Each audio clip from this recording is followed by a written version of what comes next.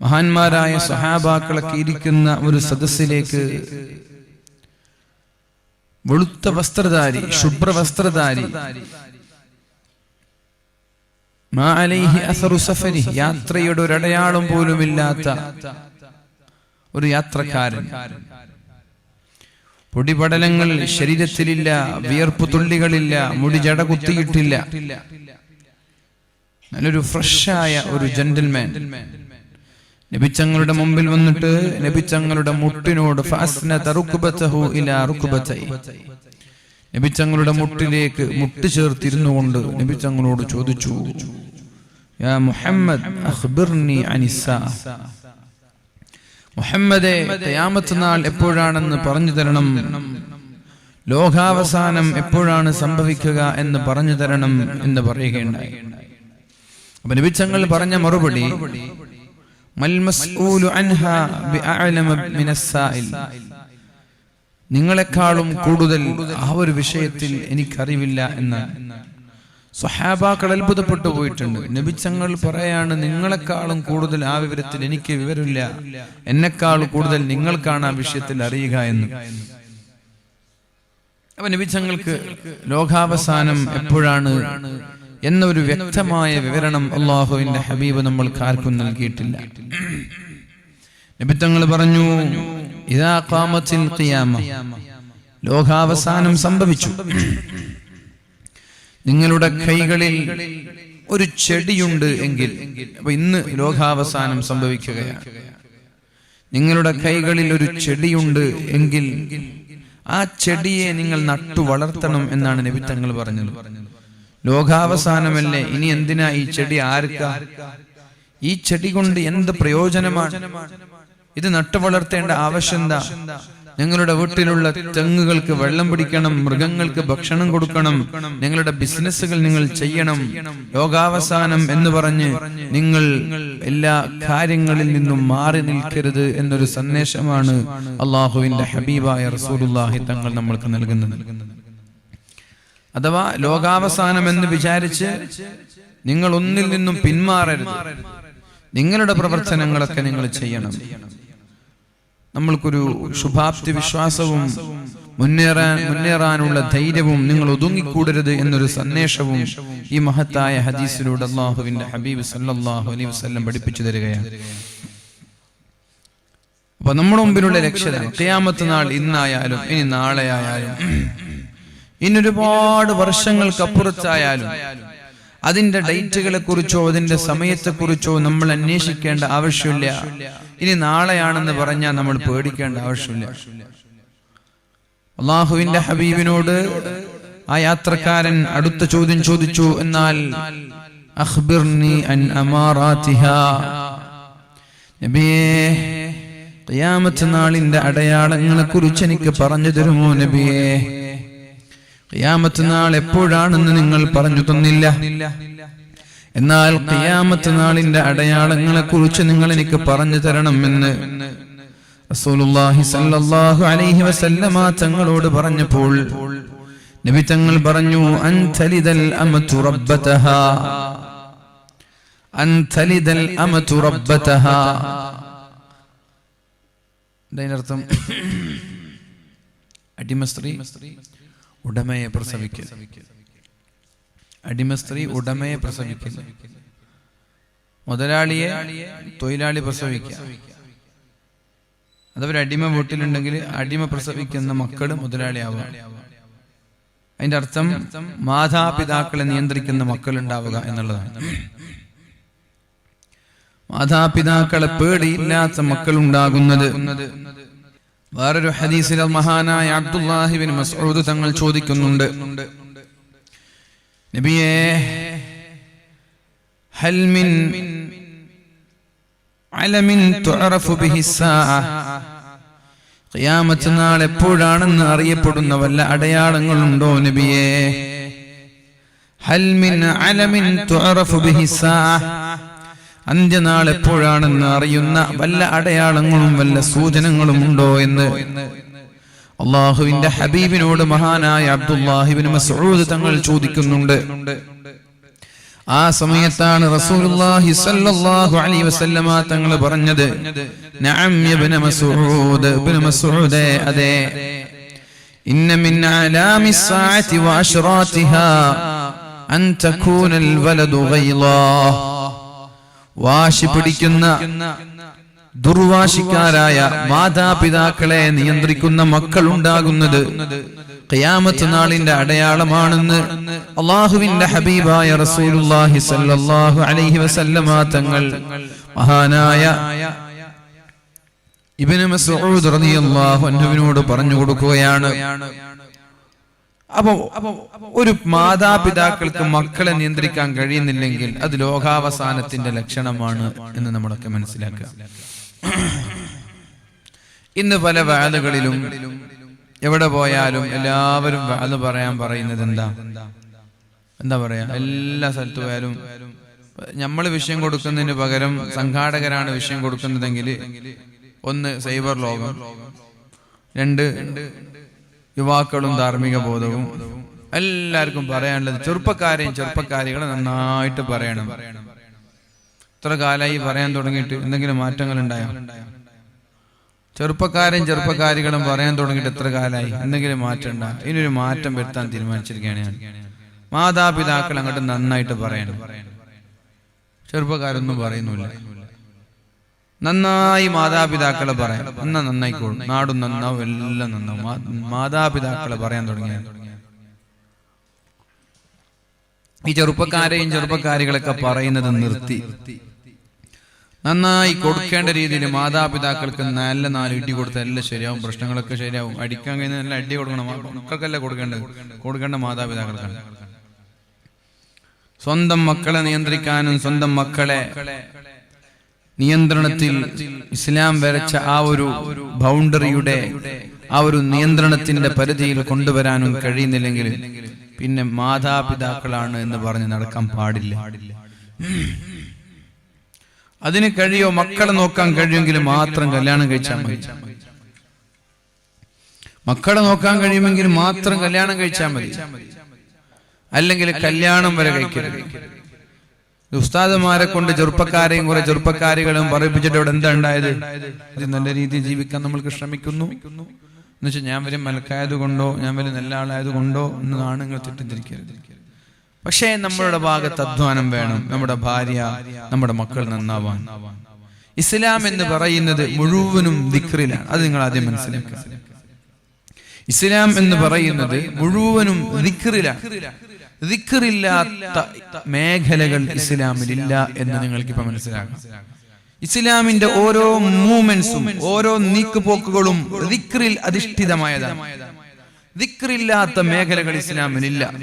ഇനി ഒരു മനുഷ്യൻ ദിക്റില്ലാതെ നീങ്ങുകയാണെങ്കിൽ അവർ അല്ലാഹുവിൽ നിന്ന് അകലെയാണ്. അവന്റെ കൂട്ടുകാരായി പിശാചുക്കൾ ഉണ്ടാകും. പിന്നെ അവരെങ്ങനെ നന്നാവും? പരിശുദ്ധ ഖുർആനിൽ അല്ലാഹു പറയുന്നുണ്ട്, വമൻ അറള അൻ ദിക്രി ഫഇന്ന ലഹു മഈശതൻ ലൻകാ.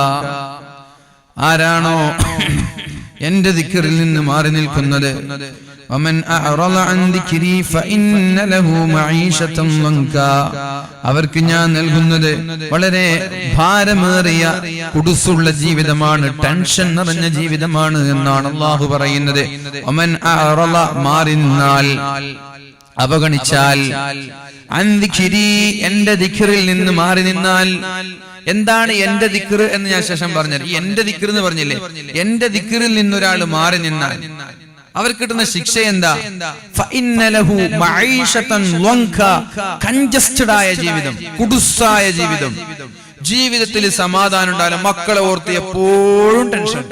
പൈസ ഇഷ്ടം പോലെ ഉണ്ടാവും, എന്നാൽ മക്കളെ കൊണ്ടൊരു സ്വസ്ഥത കിട്ടൂല. കല്യാണം കഴിച്ച ഭാര്യയെ കൊണ്ടൊരു ടെൻഷൻ കിട്ടൂല. ബിസിനസ് തുടങ്ങിയ സ്റ്റാഫിനെ കൊണ്ടൊരു സുഖം കിട്ടൂല. ജീവിതം മുഴുവനും ടെൻഷൻ. ആകെ ഒരു ഇടുങ്ങിയതുപോലെ, എല്ലാവരും നമ്മെ ഒറ്റപ്പെടുത്തുന്നത് പോലെ, എല്ലാവരും നമ്മളിൽ നകലുന്നത് പോലെ, എന്തോ ഒരു വീർപ്പുമുട്ടി ജീവിക്കേണ്ടി വരുമെന്നാ പറഞ്ഞത്. എന്റെ ദിക്റിൽ നിന്ന് മാറി നിൽക്കുന്ന ആളുകൾക്ക് ഈ രീതിയിലുള്ള കുടുസായ ജീവിതം ഞാൻ നൽകുമെന്നാണ് അല്ലാഹു പരിശുദ്ധ ഖുർആനിൽ പറഞ്ഞത്. അത് മാത്രാണോ? വനഹ്ശുറുഹു യൗമൽ ഖിയാമത്തി അഅമാ, അവരെ ഞാൻ നാളെ മഹ്ശറ ലോകത്ത് ഒരുമിച്ച് കൂട്ടുന്നത് അന്ധന്മാരായിട്ടാണ് എന്നാണ് പറഞ്ഞത്. കണ്ണുപൊട്ടന്മാരായിട്ടാണ്. മഹ്ശറയിൽ ഇങ്ങനെ തപ്പിത്തടഞ്ഞ് കണ്ണ് കാണാതെ പോകേണ്ടി വരും മഹ്ശറയിലേക്ക് എത്തുമ്പോ. അപ്പൊ അവര് സ്വാഭാവികമായിട്ടും അവര് ചോദിക്കും,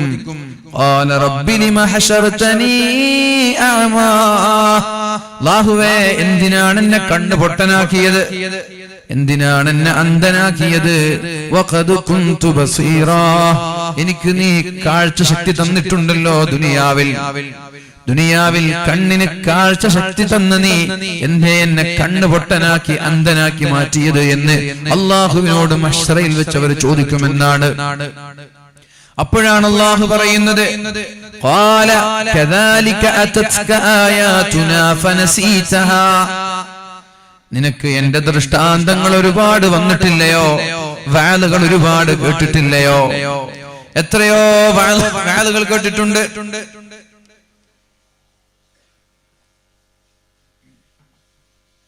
എത്രയോ ഖുർആൻ നീ ഓതിയിട്ടുണ്ട്, ഖുർആൻ ക്ലാസുകൾ നീ കേട്ടിട്ടുണ്ട്. ആ സമയത്തൊക്കെ നീ കണ്ണ് ചിമ്മിയില്ലേ? അതൊക്കെ കണ്ണ് ചിമ്മി കാണാത്തതുപോലെ നടന്നില്ലേ? ഫനസീതഹാ, നീ മറന്നില്ലേ? ദുനിയാവിൽ ഇവിടെ നിനക്ക് അറിയാഞ്ഞിട്ടൊന്നുമില്ല. അറിയാതെ ഒരാൾ തെറ്റ് ചെയ്താൽ ഓക്കെ, അള്ളാഹു ശിക്ഷിക്കൂല.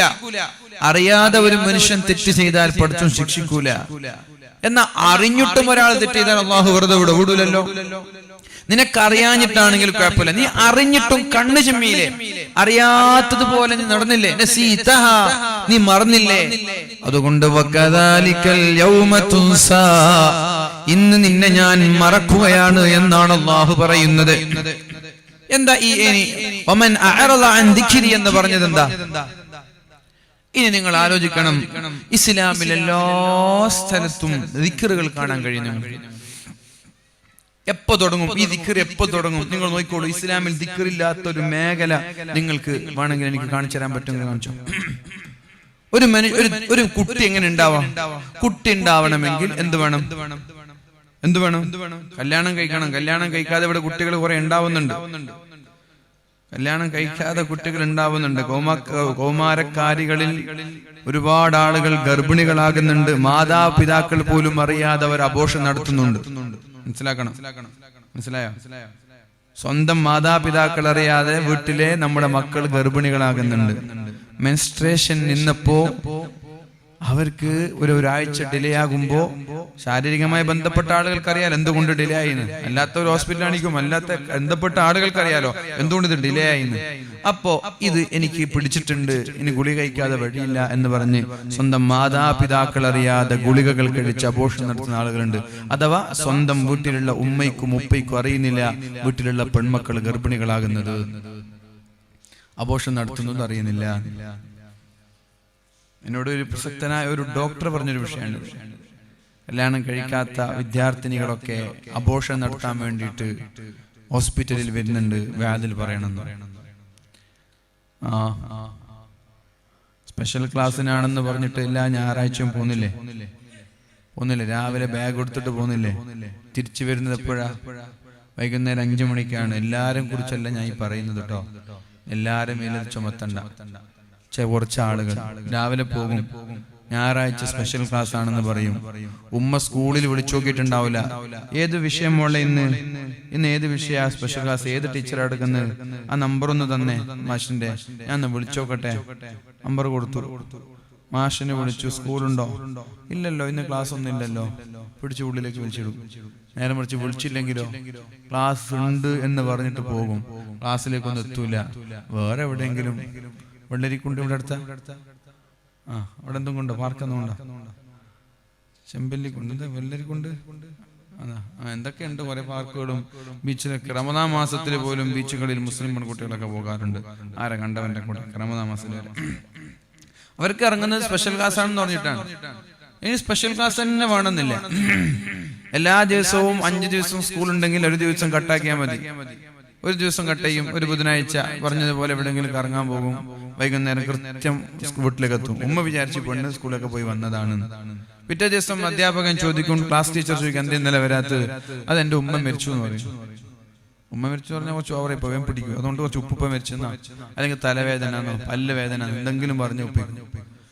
ഇങ്ങനെ സ്ഥിരം ഇടക്കിടക്ക് ലീവാക്കും. നേരെ മറിച്ച് ഈ വീട്ടിലുള്ള രക്ഷിതാക്കൾക്ക് ഈ കുട്ടിയെ കുറിച്ച് ബോധമുണ്ടെങ്കിൽ, സ്കൂളിലുള്ള അധ്യാപകരുമായി ബന്ധമുണ്ടെങ്കിൽ, സ്കൂളിലേക്ക് വരാതിരിക്കുമ്പോൾ അധ്യാപകർ ആദ്യം വിളിക്കുക രക്ഷിതാക്കൾക്ക്, നിങ്ങളെ മോള് വന്നിട്ടില്ലല്ലോ, ബന്ധമുണ്ടെങ്കിൽ, ഇവിടുന്ന് പോയിട്ടുണ്ടല്ലോ, അപ്പൊ ഇവിടെ എത്തി, അപ്പൊ നിങ്ങൾ അന്വേഷിച്ചു, അപ്പൊ നിങ്ങൾക്ക് പിടിക്കാൻ കഴിയും.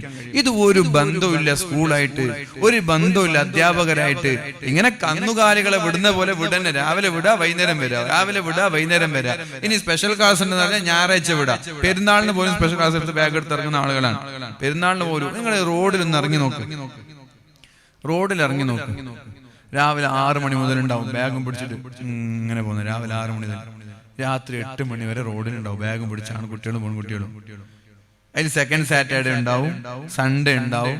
ഇനി വെക്കേഷൻ വരെയാണ്, മെയ് ജൂൺ ഏപ്രിൽ മെയ് മാസത്തിൽ ആ സമയത്തുണ്ടാവും. അപ്പൊ സ്കൂൾ ലീവ് ഇട്ടില്ലേ അത് ചോദിക്കരുത്. സ്കൂളൊക്കെ ലീവ് ഇട്ടിട്ടുണ്ട്. കുട്ടികളൊന്നും ബാഗും യൂണിഫോമും അല്ലാതെ കിട്ടുന്നതൊന്നും പുറത്തന്നെ. നമ്മുടെ വീട്ടിലുള്ള ആൺകുട്ടികളും പെൺകുട്ടികളൊക്കെ എന്ത് സ്പെഷ്യൽ ക്ലാസ്, ഇത്രയൊക്കെ സ്പെഷ്യൽ ക്ലാസ്സിൽ പോയിട്ട് എന്താ ഉണ്ടായത്? എത്ര ഏസുകാരുണ്ടായി കാസർഗോഡ്?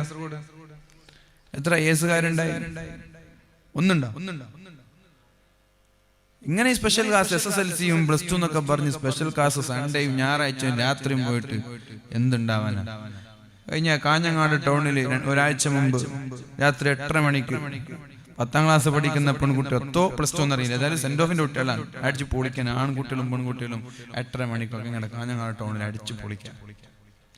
അപ്പൊ അവർക്ക് എന്തുകൊണ്ട് അവരങ്ങനെ ചെയ്യുന്നു വെച്ചാല് ഉപ്പാനെ പേടിയില്ല, തന്നെ മാതാപിതാക്കള് പേടിയില്ല. മാതാപിതാക്കള് പേടിയുള്ള ഒരു കുഞ്ഞുമോനും അതിന് നിൽക്കൂല. സ്കൂള് കഴിഞ്ഞാ വേഗം വീട്ടിലെത്തും. സ്പെഷ്യൽ ക്ലാസ് ഇല്ലെങ്കിൽ കളവ് പറഞ്ഞിട്ട് പോവില്ല.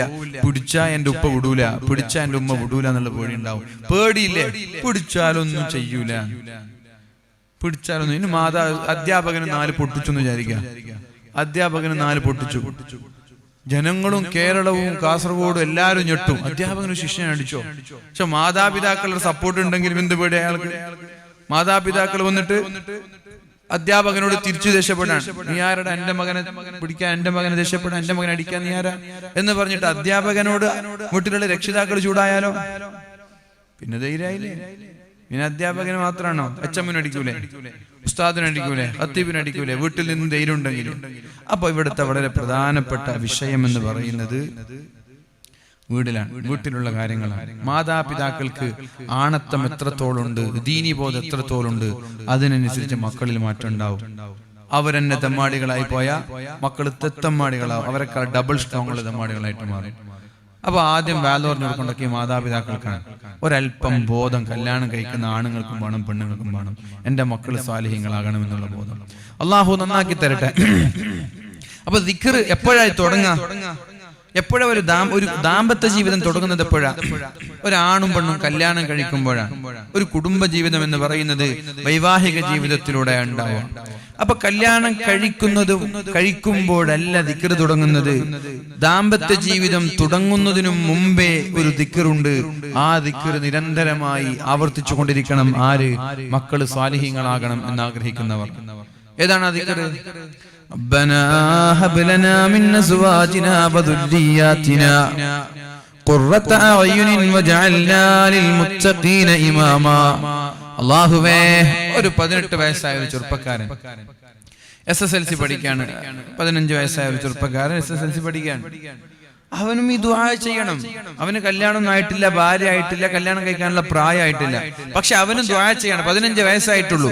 അല്ലാഹുവേ, കൺകുളിർമയുള്ള ഭാര്യ എനിക്ക് നീ തരണേ അല്ലാ, കൺകുളിർമയുള്ള മക്കളെ നീ എനിക്ക് തരണേ അല്ലാ എന്ന് 15 വയസ്സായ ഒരു ചെറുപ്പക്കാരൻ ദുആ ചെയ്യണം. കല്യാണം കഴിഞ്ഞാൽ നിർത്താൻ പാടുണ്ടോ? ഇല്ല. കല്യാണം കഴിഞ്ഞാലും ആ പ്രാർത്ഥന തുടരണം. മക്കളുണ്ടായ നിർത്താൻ പാടുണ്ടോ? ഇല്ല. മക്കളുണ്ടായാലും ആ പ്രാർത്ഥന തുടരണം, മരണം വരെ തുടരണം.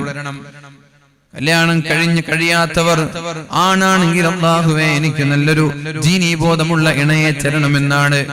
കല്യാണം കഴിഞ്ഞാൽ അല്ലാഹുവേ എന്റെ ഭാര്യയെ ദീനീബോധമുള്ള ഭാര്യയാക്കണേ എന്നാണ്. മക്കളുണ്ടായാൽ അല്ലാഹുവേ സ്വാലിഹീങ്ങളായ മക്കളാക്കണമെന്നാണ്. മക്കളില്ലെങ്കിൽ സ്വാലിഹായ മക്കളെ തരണമെന്നാണ്. മരണം വരെ ദുആ ചെയ്യണം. അഥവാ പ്രായപൂർത്തി എത്തിയ ഒരാൾ ഓരോ നിസ്കാര ശേഷവും ചെല്ലേണ്ട ഒരു ദിക്റാണ്, ഒരു ദുആ ആണ്. റബ്ബനാ ഹബ് ലനാ മിൻ അസ്വാജിനാ أزواجنا وذرياتنا قرة أعين وجعلنا للمتقين إماما. ഒരു പെണ്ണാണെങ്കിലോ അല്ലാഹുവേ എനിക്ക് നീ നല്ലൊരു ഭർത്താവിനെ തരണം, ദീനുള്ള ഭർത്താവിനെ. കല്യാണം കഴിഞ്ഞിട്ട് ആ പെണ്ണ് ദുആ ചെയ്യുകയാണെങ്കിൽ അല്ലാഹുവേ എനിക്ക് തന്ന ഭർത്താവിനെ ദീനുള്ള ഭർത്താവാക്കണേ എന്നാണ്. മക്കൾ ഉണ്ടാകുന്നതിന് മുമ്പാണെങ്കിൽ സ്വാലിഹായ മക്കളെ തരണമെന്നാണ്. മക്കൾ ഉണ്ടായി കഴിഞ്ഞാൽ തന്ന മക്കളെ സ്വാലിഹീങ്ങളാക്കണമെന്നാണ്. ഈ ഒരു ദിക്റാണ് ആദ്യമായിട്ട് തുടങ്ങുന്നത്. അപ്പൊ ഇത് കല്യാണം കഴിയുന്നതിന് മുമ്പ് നാം കുടുംബജീവിതത്തിൽ ഇങ്ങനെ പോവാണ്. കല്യാണം കഴിയുന്നതിന് മുമ്പുള്ള ഒരു ദിക്റാണ്. ഇനി നമ്മൾക്ക് ദാമ്പത്യ ജീവിതത്തിലേക്ക് വരാം. കല്യാണ പ്രായത്തിൽ കല്യാണം കഴിക്കാൻ തീരുമാനമായി. അങ്ങനെ പെണ്ണ് കാണാൻ പോയി.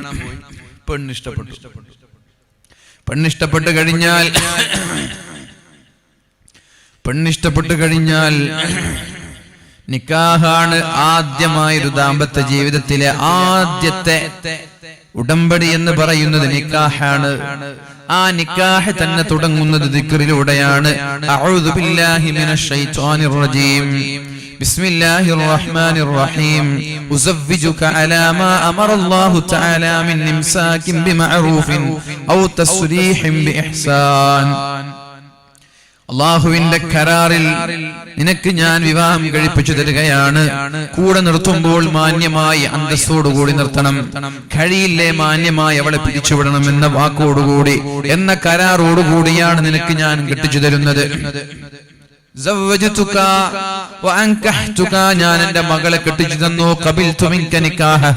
ഞാനത് സ്വീകരിച്ചു എന്ന് പറഞ്ഞു ഉപ്പ മകളെ ഏൽപ്പിച്ചു ഭർത്താവിന്റെ കയ്യിൽ. ഇതുവരെ ഭർത്താവും പെണ്ണും ബന്ധം തുടങ്ങിയിട്ടില്ല. ആ നിക്കാഹോടുകൂടി ബന്ധം തുടങ്ങിയിട്ട് ആദ്യമായിട്ട് തന്റെ ജീവിത സഖിയെ കാണാൻ വേണ്ടി മുറിയിലേക്ക് പോവാൻ. കല്യാണ ദിവസം എല്ലാവരും മാറി നിന്നു. എന്നിട്ട് ഭാര്യയ്ക്ക് വേണ്ടി നിങ്ങളുടെ ഡോറ് തുറന്നു തന്നു. ചില ആളുകൾ ജീവിതത്തിൽ ആദ്യമായിട്ട് ഒരു പെണ്ണിന്റെ കൂടെ ഒറ്റയ്ക്ക് നിൽക്കാൻ, എല്ലാവരും അല്ല, ചില ആളുകൾ എത്രയോ വട്ടം അങ്ങനെ നിന്നിട്ടുണ്ടാവും. അപ്പൊ അവർക്ക് ഇതൊരു ഇംപ്രസ് ഉണ്ടാവില്ല, ഒരു രസം ഉണ്ടാവില്ല, അവർക്കൊരു അനുഭവം ഉണ്ടാവില്ല. ആദ്യമായിട്ട് കല്യാണം കഴിക്കണം, ആദ്യമായിട്ടൊരു പെണ്ണിനെ കാണുമ്പോൾ ഒരു വിറയലുണ്ടാകും, തൊടാനൊരു പേടി ഉണ്ടാകും. ഇതൊക്കെ ഉണ്ടാവും ഫസ്റ്റ് ടൈം ആണെങ്കിൽ. ഇതൊക്കെ നിരന്തരം സ്കൂളിലൊക്കെ കഴിഞ്ഞ ആളുകൾക്ക് എന്ത് പേടി, അവർക്കൊരു ഒരു പുത്തിരിയല്ല. ഞാനിത് ഇത്ര കണ്ടതാണ് അവരുടെ മനസ്സിലുണ്ടാവും. പെണ്ണിനും അങ്ങനെ, ആണിനും അങ്ങനെ. അപ്പൊ നല്ലൊരു മനുഷ്യനും നല്ലൊരു ആണും നല്ലൊരു പെണ്ണും ഇതുവരെ അന്യപുരുഷന്റെ കൂടെ കണ്ടിട്ടില്ല, പോയിട്ടില്ല, നടന്നിട്ടില്ല, ഒന്നും ചെയ്തിട്ടില്ല, പ്രണയിച്ചിട്ടൊന്നുമില്ല, തൊട്ടിട്ടുമില്ല, അങ്ങനെ ഒരു ആളാണെങ്കിൽ ആദ്യമായി രണ്ടുപേരും മുറിയിലേക്ക് കിടക്കണം. ആദ്യമായിട്ട് കാണുമ്പോ തന്നെ കെട്ടിപ്പിടിച്ച് ചുംബിക്കലോ ഉമ്മ വെക്കലോ ഒന്നും അല്ല. ആദ്യം കാണുമ്പോ ഒരു ദിക്റാണ് അള്ളാഹു പഠിപ്പിച്ചത്. ആദ്യം ഫസ്റ്റ് സൈറ്റ് നമ്മുടെ ജീവിത സഖിയെ ആദ്യമായിട്ട് നമ്മൾക്ക് കിട്ടാൻ. അപ്പൊ ഫസ്റ്റ് സൈറ്റിൽ തന്നെ നീ തുടങ്ങേണ്ടത് ദിക്റിലൂടെയാണ്. അവളുടെ തലയിൽ നീ കൈവക്കണം. അല്ലാഹുമ്മ ഇന്നി അസ്അലുക ഖൈറഹാ വ ഖൈറ മാ ജബൽതഹാ അലൈഹി.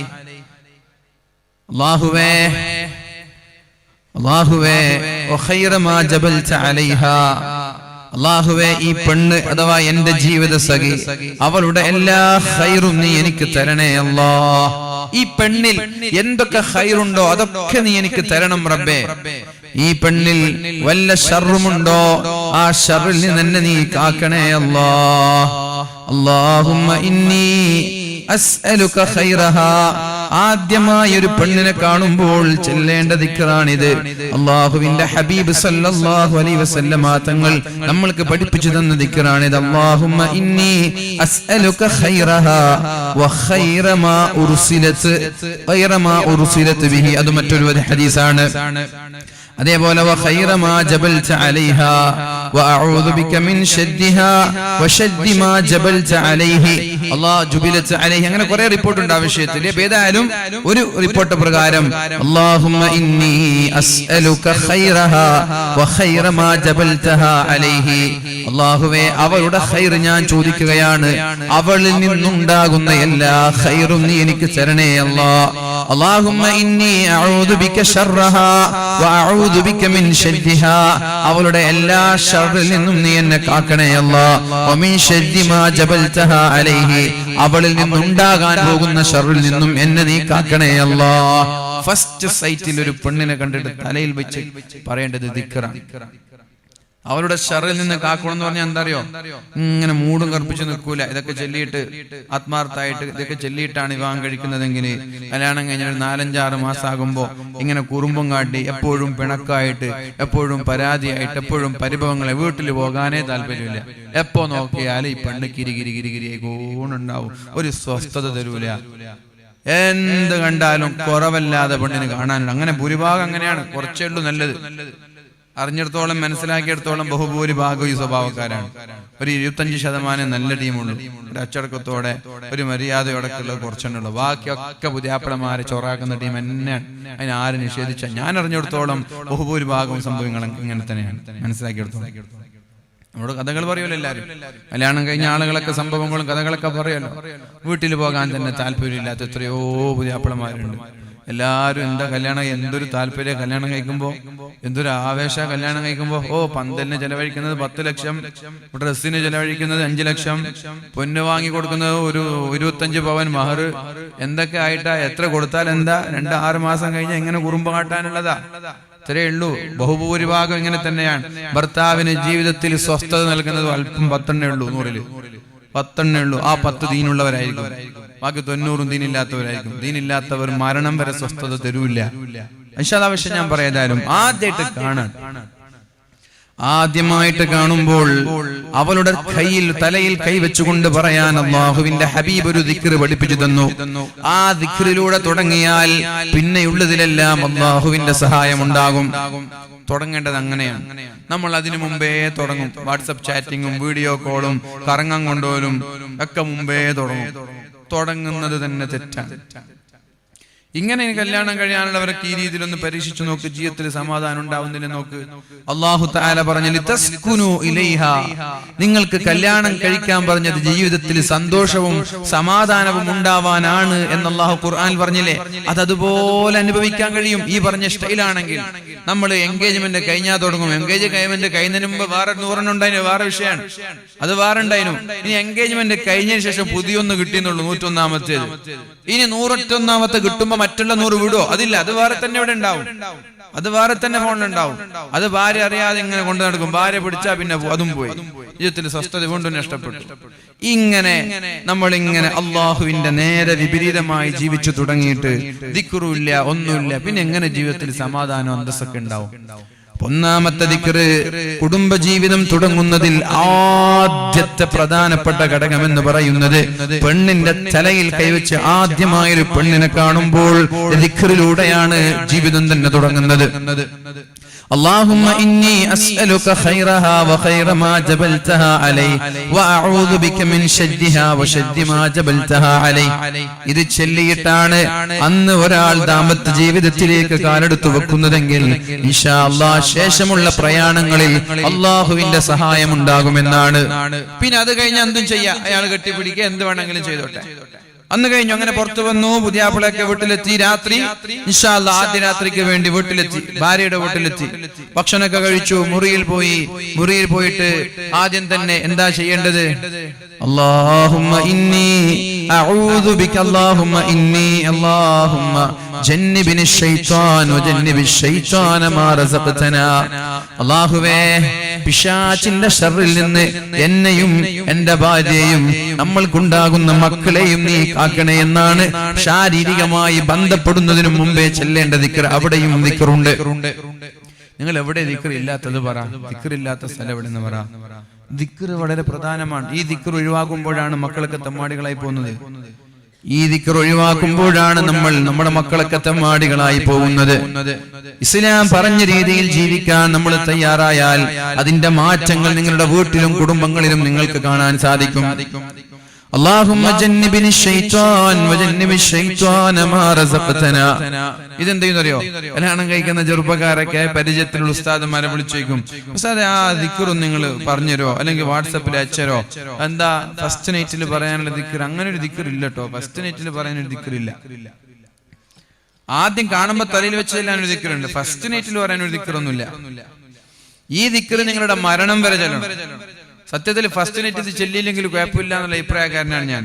കാരണം ഫസ്റ്റ് നൈറ്റിൽ ബഹുഭൂരിഭാഗം ആളുകളും ശാരീരിക ബന്ധത്തിൽ ഏർപ്പെടാൻ സാധ്യത വളരെ കുറവാണ്. ഫസ്റ്റ് നൈറ്റിൽ ചെല്ലിയില്ലെങ്കിലും കുഴപ്പമില്ല. ഇത് ചെല്ലേണ്ടത് ശാരീരിക ബന്ധങ്ങളിൽ ഏർപ്പെടുന്ന സമയത്താണ്. മക്കളുണ്ടാവാൻ സാധ്യതയുള്ളത് ശാരീരിക ബന്ധങ്ങളിൽ ഏർപ്പെടുമ്പോഴാണ്. അപ്പോ ഫസ്റ്റ് നൈറ്റ് ആയാലും ഇനി സെക്കൻഡ് നൈറ്റ് ആയാലും മരണം വരെ ഭാര്യയുടെ കൂടെ നിങ്ങൾ കിടന്നുറങ്ങുമ്പോ ഈ ദിക്ർ നിങ്ങൾ ചെല്ലണം. ആണും ചെല്ലണം, പെണ്ണും ചെല്ലണം. ദിക്റിലൂടെയാണ് തുടങ്ങേണ്ടത്. അല്ലാഹുമ്മ ജന്നിബിനി ശൈത്വാൻ വജന്നിബി ശൈത്വാന മാ റസഖ്തനാ. ഒന്നാമത്തെ രാത്രി കഴിഞ്ഞു, രണ്ട് സംസാരിക്കുമ്പോഴേക്കും സുബഹിയായി. എത്ര പെട്ടെന്ന് സുബഹിയായി എന്നൊക്കെ ചോദിക്കും. സുബഹിയായി. ഏതായാലും രാവിലെ ഭക്ഷണം കഴിച്ച് പിറ്റേ ദിവസം രാത്രി വീണ്ടും രാത്രി രണ്ടുപേരും ബെഡ്റൂമിലേക്ക് കയറുമ്പോൾ പെണ്ണും പറയണം ആണും പറയണം അല്ലാഹുമ്മ ജന്നിബിനി ശൈത്വാൻ. മധുവിധ ആഘോഷിക്കാൻ ഒരു മാസമൊക്കെ പിടിക്കുന്ന ആളുകളുണ്ട്. ഒരു മാസമൊക്കെ കഴിഞ്ഞിട്ടേ രണ്ടുപേരും തമ്മിലൊന്ന് ആ ശാരീരിക ബന്ധത്തിലേക്ക് ഏർപ്പെടാൻ കഴിയും. ചില ആളുകൾക്ക് അങ്ങനെയാണ്. അപ്പൊ അതുവരെ ഇവര് ചെല്ലിയത് അവർക്ക് ഉപകാരം ഉണ്ടായിട്ടില്ല, പിശാചിന്റെ ഷറിൽ നിന്നൊക്കെ കാക്കും. പക്ഷേ അതിന്റെ ശരിക്കുള്ള എഫക്റ്റ് നിങ്ങൾ ഇത് ചെല്ലിയിട്ടാണ് ശാരീരിക ബന്ധങ്ങളിൽ ഏർപ്പെടുന്നത്. അന്നത്തെ രാത്രി നിങ്ങൾക്ക് കുട്ടികളുണ്ടായാൽ ലം യദുർറഹു ഉമ്മുസ്ബിയാൻ, ആ കുട്ടിക്ക് പിശാചിന്റെ ശർ ഉണ്ടാവൂല എന്ന് ഷഫീഉനാ റസൂലുള്ളാഹി സ്വല്ലല്ലാഹു അലൈഹി വസല്ലം. നിങ്ങൾ ഫസ്റ്റ് നൈറ്റിലും ചൊല്ലി, ഒരാഴ്ച ചൊല്ലി, ആദ്യത്തെ ഒരാഴ്ച ചൊല്ലി, നിങ്ങൾക്ക് അല്ലാഹു മക്കളെ തരാൻ വിചാരിച്ച ആ രാത്രി നിങ്ങളിത് ചൊല്ലിയില്ല. നിങ്ങൾ എല്ലാ രാത്രിയിലും ചെല്ലുന്നുണ്ട്. മക്കളെ തരാൻ അള്ളാഹു തീരുമാനിച്ച രാത്രി നിങ്ങൾക്ക് കട്ടകാലത്തിന് ചെല്ലാനിത് മറന്നു. ആണിനും മറന്നു, പെണ്ണിനും മറന്നു. അന്ന് കുട്ടി ഉണ്ടായി. ആ കുട്ടിക്ക് പൈശാചികമായ ഷർറുണ്ടാകും. ആ കുട്ടിയെ നന്നാക്കാൻ കുറച്ച് പണിയുണ്ടാവും. ആ കുട്ടി പറഞ്ഞാൽ കുറച്ച് മോട്ട് കാട്ടും, ഒരു വാശി പിടിക്കുന്ന കുട്ടിയായിരിക്കും. ബാല പറഞ്ഞാലും ഉപദേശമൊന്നും കേൾക്കൂല, മാതാപിതാക്കളൊന്നും അനുസരിക്കൂല. അങ്ങനെ ഏതെങ്കിലും ഒരു ദിവസം മറന്നിട്ട് അന്നത്തെ രാത്രി കുട്ടി ഉണ്ടായാൽ, ഇത് ചെല്ലാത്ത രാത്രിയാണെങ്കിൽ പൈശാചികമായ ഷർറുണ്ടാവും. നമ്മുടെ ഒരു കുടുംബജീവിതത്തിൽ ഒരു മക്കൾ ഉണ്ടാവാനുള്ള തുടക്കമാണ് കല്യാണം കഴിയുന്നതിന് മുമ്പുള്ള ദുആയാണ് റബ്ബനാ ഹബ്ലനാ എന്നുള്ളത്. നല്ല ഇണയെ കിട്ടാനുള്ള ദുആ. നബിച്ചങ്ങൾ പറഞ്ഞു തഖയ്യറൂ ലിനുതഫിക്കും. കല്യാണം ചില ആളുകൾ കഴിക്കുന്നത് എന്തിനാണ്? സൗന്ദര്യം നോക്കി കല്യാണം കഴിക്കുന്നവരുണ്ട്. ബഹുഭൂരിഭാഗവും അങ്ങനെയാണ്. സൗന്ദര്യം നോക്കിയിട്ട ബഹുഭൂരിഭാഗം ആളുകളും കല്യാണം കഴിക്കണം. അതിന് കാരണം സ്കൂൾ വിടുന്ന സമയത്ത് ബൈക്കും ബുള്ളറ്റും കാറൊക്കെ എടുത്ത് പോകുന്നത് തന്നെയാണ് അതിന്റെ ഏറ്റവും വലിയ അടയാളം. പിന്നെ ടെക്സ്റ്റൈൽസിലും കല്യാണ മണ്ഡപങ്ങളിൽ വെച്ച് കാണുന്നത്, ബസ്സിൽ കാണുന്നത്, ഇതൊക്കെയാണ് ബഹുഭൂരിഭാഗം ആളുകൾക്കും പെണ്ണ് തെരഞ്ഞെടുക്കാനുള്ള വഴി. ഇതൊക്കെയാണ്. അതിന്റെ അർത്ഥം സൗന്ദര്യമാണ് പ്രധാനം. ചില ആളുകൾ തറവാട് നോക്കിയിട്ട് കല്യാണം കഴിക്കുന്നവരുണ്ട്. വലിയ വലിയ മുതലാളിമാർക്ക് സൗന്ദര്യം ഇല്ലെങ്കിലൊന്നും കുഴപ്പമില്ല. അവർക്ക് അവരെ പോലെ തന്നെ വലിയ കോടീശ്വരന്മാരാവണം. വലിയ മുതലാളിമാർ. ഇപ്പൊ അംബാനിന്റെ പെണ്ണിനൊന്നും നമ്മുടെ നാട്ടിലുള്ള ആർക്കും കല്യാണം കഴിച്ചു കൊടുക്കും? ഇനി ലോകസുന്ദരിയാണെന്ന് വിചാരിച്ചോ, നമ്മുടെ നാട്ടിൽ ലോകസുന്ദരി ഉണ്ടെന്ന് വിചാരിച്ചോ അമ്മന്റെ മോനൊന്നും കല്യാണം കഴിക്കും? ഇല്ല. അവർക്ക് അവരുടെ ആ എക്കണോമിക്കൽ സാമ്പത്തികമായിട്ടുള്ള നിലവാരത്തിനനുസരിച്ചുള്ള ഒരു കുടുംബം വേണം. വലിയ വീട് വേണം, വലിയ ബിസിനസ് സാമ്രാജ്യങ്ങളെ അവർ കഴിക്കുള്ളൂ. അപ്പൊ സമ്പത്ത് നോക്കിയിട്ട് കല്യാണം കഴിക്കുന്നവരുണ്ട്. ചില തറവാട്ടുകാർ, അവർക്കും അതേപോലെ നല്ല സൗന്ദര്യം ഒന്നും അവർക്ക് അത്ര മാതാപിതാക്കൾക്ക് ദഹിക്കൂല. ചില ആളുകൾ തറവാട് എന്ന് പറഞ്ഞിട്ട് മരിക്കുന്ന കുറച്ച് ആളുകളുണ്ട്. തറവാട്ടുകാരെ വള്ളിന്റെ സെക്രട്ടറി ആവാൻ പാടുള്ളൂ, തറവാട്ടുകാരെ പ്രസിഡന്റ് ആവാൻ പാടുള്ളൂ, തറവാട്ടുകാരെ ഇവിടെ സ്കൂൾ നോക്കാൻ പാടുള്ളൂ. അങ്ങനെയൊന്നുമില്ല. നിങ്ങളെ തക്കവയുള്ള ആളാകേണ്ടത് തറവാട്ടാരൊന്നുമല്ല. തക്കവയുള്ള ആളാ പള്ളി നോക്കേണ്ടത്, മറ്റുള്ള കാര്യങ്ങളൊക്കെ നോക്കേണ്ടത്. എന്ത് തറവാട്ടുകാർക്ക് എന്തോ ഒക്കെയുള്ളത്? തറവാട്ടുകാരെന്ന് പറഞ്ഞിട്ട് അഹങ്കരിക്കുന്ന കുറച്ച് ആളുകൾ ഉണ്ട് നാട്ടില്. അതൊക്കെ വലിയ പ്രശ്നം തന്നെയാണ്. തറവാട്ടിന്റെ പേര് നാട്ടിൽ ഭിന്നിപ്പുണ്ടാവാറുണ്ട്, ഗ്രൂപ്പിസങ്ങൾ ഉണ്ടാവാറുണ്ട്. തറവാടൊന്നുമല്ല. തറവാട്ടുകാരന് തക്കവയുണ്ടോ? സെലക്ട് ചെയ്യാൻ യോഗ്യനാണ്. തറവാട്ടുകാരന് തക്കവയില്ലേ? തറവാടില്ലാത്ത ഒരാൾക്ക് തക്കവയുണ്ടോ? അയാളെ തിരഞ്ഞെടുക്കേണ്ടത്. അല്ല, തറവാട് നോക്കിയിട്ടല്ല, തക്കവയ്ക്കാണ് പ്രാധാന്യം നൽകേണ്ടത്. അള്ളാഹു ബോധം നൽകട്ടെ. അപ്പൊ തറവാട്ടുകാര് നല്ല തറവാട് തന്നെ അവർക്ക് വേണം. അവരുടെ മകൻ ഏതെങ്കിലും ഒരു പെണ്ണിനെ പ്രണയിച്ചു, ആദ്യം നോക്കുന്നത് തറവാട് എങ്ങനെ പോരാ, തറവാടില്ല, അതുകൊണ്ട് വേണ്ട. അപ്പൊ തറവാട് നോക്കി കല്യാണം കഴിക്കുന്നവരുണ്ട്.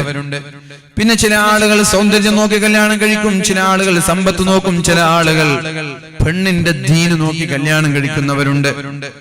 തറവാടൊക്കെ ഉണ്ട്. അപ്പൊ അവരൊരു തറവാട് നോക്കി, അവർ കുറച്ച് മോഡേൺ ഫാമിലിയാണ്. ഇവരാണെങ്കിൽ നല്ല ഓർത്തഡോക്സ് ഒരു പാരമ്പര്യമുള്ള പഴമയുള്ള പടച്ചോനെ പോയിട്ടുള്ള ഒരു ടീമാണ്. അപ്പൊ അവര് പറയും നമുക്കത് വേണ്ട, വീട് ചെറുതായാലും കുഴപ്പമില്ല, കുടുംബം ചെറുതായാലും കുഴപ്പമില്ല, നല്ലൊരു ദീനുള്ള പെണ്ണിനെ നോക്കിയിട്ട് കല്യാണം കഴിക്കാമെന്ന്. അങ്ങനെ അവര് ദീനുള്ള പെണ്ണിനെ നോക്കി കല്യാണം കഴിക്കും. ആരുടെ കല്യാണമാണ് ദാമ്പത്യ ജീവിതത്തിൽ സന്തോഷത്തോടെ മരണം വരെ ജീവിക്കാൻ കഴിയുന്നതാർക്കാണ്?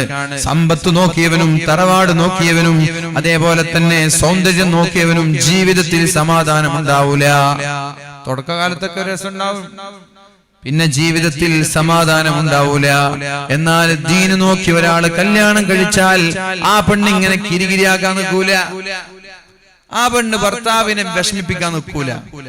ആ പെണ്ണ് മനസ്സിലാക്കുന്നത് എന്റെ ഭർത്താവിന്റെ വിഷമം എന്റെ വിഷമമാണ്, ഞാൻ എന്തെങ്കിലും പരാതി പറഞ്ഞാൽ എന്റെ ഭർത്താവിന് വിഷമമാവോ എന്നൊരു പേടി ഉണ്ടാവും. അത് പഠിക്കേണ്ടത് ഉമ്മു സുലൈം ബീവിയിൽ നിന്നാണ്. ഭർത്താവ് വരുമ്പോ മകൻ മരിച്ചിട്ടുണ്ട്, മകൻ മരണപ്പെട്ടിട്ട് ആ ഭർത്താവിനെ അറിയിക്കാതെ മറമാടുകയുണ്ടായി. എന്നിട്ട് ഭർത്താവ് വന്നിട്ട് വീട്ടിലെത്തുമ്പോ ഭർത്താവ് ചോദിച്ചു, എവിടെ നമ്മുടെ മകൻ, എവിടെ കുഞ്ഞെവിടെ? കുഞ്ഞു ഉഷാറിൽ ഉറങ്ങുന്നുണ്ട് എന്നൊക്കെ പറഞ്ഞിട്ട് നേരെ എന്ത് ചെയ്തു? നല്ല ഭക്ഷണം കൊടുത്തു. ഭാര്യ ഒന്നിച്ചിരുന്ന് ഭക്ഷണം കഴിച്ചു. ദൂരെ നിന്ന് യാത്ര ചെയ്ത് വരുമ്പോ ഗൾഫുകാർക്ക് എപ്പോഴും ഫസ്റ്റ് നൈറ്റ് ആണെന്ന് പറയാറുണ്ട്. 2 വർഷമൊക്കെ കഴിഞ്ഞിട്ട് വരുമ്പോ അവർക്ക് ആദ്യ രാത്രി തന്നെയാണ്. നാട്ടിലെപ്പോഴും ഉണ്ടാകുമ്പോ ആദ്യ രാത്രി ഉണ്ടാവില്ല. ഗൾഫിൽ പോയിട്ട് വരുമ്പോ 1 വർഷം കഴിഞ്ഞാലും 2 വർഷം കഴിഞ്ഞാലും അവർക്കൊന്നും ആദ്യ രാത്രി തന്നെ, 50 വയസ്സായാലും ആദ്യ രാത്രി തന്നെയാണ്. അപ്പൊ ഭർത്താവ് ദീർഘമായ ഒരു യാത്ര കഴിഞ്ഞിട്ട് വരികയാണ്. അപ്പൊ സ്വാഭാവികമായിട്ട് ഭർത്താവിന് ഭാര്യയുടെ കൂടെ കിടപ്പറ പങ്കിടണം എന്നുള്ള അതിയായ താല്പര്യം ഉണ്ടാവും. നല്ല തക്കവയുള്ള ഭർത്താക്കന്മാരാണെങ്കിലും വേറെ എവിടെയെങ്കിലും പോകുന്ന ആളുകൾക്ക് അതൊന്നും വിഷയമില്ല. നേരത്തെ പറഞ്ഞല്ലോ, തക്കവയുള്ള ഭർത്താക്കന്മാർക്കൊക്കെ ഉണ്ടാവും. അപ്പൊ സ്വാഭാവികമായി ഈ ഭാര്യയ്ക്ക് മനസ്സിലെ ഭർത്താവ് ദൂരെ നിന്ന് യാത്ര ചെയ്യാണല്ലോ, ആ ഭർത്താവിന് ശാരീരികമായ താല്പര്യങ്ങൾ ഉണ്ടാവുന്ന ഉറപ്പാണ്. ഇനി ഞാൻ വന്ന ഉടനെ മകൻ മരിച്ചു എന്ന് പറഞ്ഞാൽ ആകെ ഡെസ്പാവും. മകൻ മരിച്ച ദിവസം വന്നിട്ട് എങ്ങനെയാ ഭക്ഷണം കഴിക്കുക, എങ്ങനെ കിടപ്പറ പങ്കിടുക? അതുകൊണ്ട് അതൊന്നും പറയാതെ മറച്ചു വെച്ചു. നല്ല ഭക്ഷണം കൊടുത്തു, കിടപ്പറ പങ്കിട്ടിട്ട് എല്ലാം കഴിഞ്ഞതിന് ശേഷം ഭാര്യ പറഞ്ഞു, പിന്നെ ഒരാള് നിങ്ങളോട് എന്തെങ്കിലും ഒരു കടം വാങ്ങിയാൽ നിങ്ങൾ തിരിച്ചു കൊടുക്കണ്ടേ? കൊടുക്കണം. കൊടുത്തില്ലെങ്കിലോ ഡിസംബർ 22-ാം തീയതി ഫെബ്രുവരി 22-ാം തീയതി തരാന്ന് പറഞ്ഞു, നിങ്ങൾ തിരിച്ചു കൊടുത്തില്ലെങ്കിൽ ഞാൻ മോശക്കാരനാണ്. നിങ്ങൾക്ക് തരാണ്ടെങ്കിലോ അഥവാ നിങ്ങളോട് 10,000 രൂപ ഇന്ന് തരാന്ന് പറഞ്ഞു തന്നില്ലെങ്കിലോ അക്രമിയാണ് അയാൾ. എങ്കിൽ അള്ളാഹു നമ്മൾക്ക് അതേപോലെ കടം തന്നതല്ലേ നമ്മുടെ മക്കളൊക്കെ? ആ കടം തന്ന ആൾ അള്ളാഹു തിരിച്ചു പിടിച്ചിരിക്കാൻ, കടം തിരിച്ച് അള്ളാഹു ചോദിച്ചിരിക്കുകയാണ്. അപ്പൊ നമ്മ കൊടുക്കണ്ടേ? കൊടുക്കണം. അള്ളാഹുവിന് കൊടുത്തിരിക്കുകയാണ്, മകൻ പോയിരിക്കുകയാണ്. പടച്ചോനെ പുതിയാപ്പിളിക്ക് വലിയ വിഷമം. എന്താ വിഷമം എന്നറിയോ? ഞാൻ ഇങ്ങനെ മകൻ മരിച്ച ദിവസമാണല്ലോ ഇങ്ങനെയൊക്കെ ശാരീരിക ബന്ധത്തിൽ ഏർപ്പെട്ടത്. നേരെ നബി തങ്ങളുടെ അടുത്തേക്ക് പോയിട്ട് പരാതി പറഞ്ഞു. നബി തങ്ങൾ ചോദിച്ചു, അദ്ദേഹത്തോട് പറഞ്ഞു, അള്ളാഹുവിന് വലിയ ഇഷ്ടപ്പെട്ടിട്ടുണ്ട് നിങ്ങളുടെ ആ സ്വഭാവം, നിങ്ങളുടെ പെണ്ണിന്റെ ആ പെരുമാറ്റം. അള്ളാഹുവും ആകാശങ്ങളിലുള്ളവരെ അത്ഭുതത്തോടെയാണ് നോക്കിക്കണ്ടത്. അള്ളാഹു തആല ബാറകല്ലാഹു ഫീ ലൈലതികുമാ, നിങ്ങളുടെ ആ രാത്രിയിൽ അള്ളാഹു ബർക്കത്ത് ചെയ്യട്ടെ എന്ന് നബി തങ്ങൾ ദുആ ചെയ്തു. അന്നത്തെ രാത്രിയിൽ അവർക്ക് അള്ളാഹു ഒരു കുട്ടിയെ നൽകി. ആ കുട്ടി ലോകം കണ്ട പ്രഗത്ഭനായ പണ്ഡിതനായി മാറി. അബ്ദുല്ലാഹ് ഇബ്നു അബീ ത്വൽഹ റളിയല്ലാഹു അൻഹു. അപ്പൊ പടച്ചോനെ പേടിയുള്ള പെണ്ണുങ്ങൾ എപ്പോഴും നോക്കാം, എന്റെ ഭർത്താവിന് വിഷമം വരരുത്. ഞാൻ കുറച്ച് കഷ്ടപ്പെട്ടാലും കുഴപ്പമില്ല, ഞാൻ കുറച്ച് പ്രയാസപ്പെട്ടാലും കുഴപ്പമില്ല, ഞാൻ കുറച്ച് സഹിച്ചാലും കുഴപ്പമില്ല, എന്റെ ഭർത്താവിന് വിഷമം ഉണ്ടാവരുതെന്നാണ് പടച്ചോനെ പേടിയുള്ള പെണ്ണുങ്ങളൊക്കെ വിചാരിക്കുക. അല്ലാത്തവർക്ക് എന്താ വിചാരിക്കുക? ഭർത്താവിന് ഇത് കുണ്ടിൽ വീണാലും കുഴപ്പമില്ല, ഞാൻ സുഖിക്കണം, എനിക്ക് ടെൻഷൻ ഉണ്ടാവാൻ പാടില്ല, ഞാൻ പറഞ്ഞതൊക്കെ ഇവിടെ വേണം, ഞാൻ പറഞ്ഞത് വാങ്ങിച്ചു തരണം, ഞാൻ പറഞ്ഞ പോലെ വീടെടുക്കണം, ഞാൻ പറഞ്ഞ വണ്ടി എടുക്കണം, ഞാൻ പറഞ്ഞതൊക്കെ ചെയ്തു തരണം, ഞാൻ പറഞ്ഞ സ്ഥലത്തേക്ക് കൊണ്ടുപോകണം. ഭർത്താവിന് കഴിയോ ഇല്ലേ, സമയമുണ്ടോ ഇല്ലേ, അതൊന്നും ഇവർക്ക് വിഷയമല്ല. ഇത് ദീനില്ലാത്ത പെൺകുട്ടികളുടെ സ്വഭാവമാണ്. അപ്പൊ ആർക്കാ ജീവിതത്തിൽ സുഖം ഉണ്ടാവുക? ദീനുള്ളവർക്കേ സുഖം ഉണ്ടാവുള്ളൂ. അതാണ് അല്ലാഹുവിന്റെ ഹബീബ് പറഞ്ഞത്, ദീനുള്ള പെണ്ണിനെ നോക്കി കല്യാണം കഴിച്ചു എന്ന് പറയാനുള്ള കാരണം അതാണ്. അവർക്കാണ് വമിൻ ആയാതിഹി അൻ ഖലഖ ലക്കും മിൻ അൻഫുസികും അസ്വാജൻ ലിതസ്കുനു ഇലൈഹാ വജഅല ബൈനകും മവദ്ദതൻ വറഹ്മ.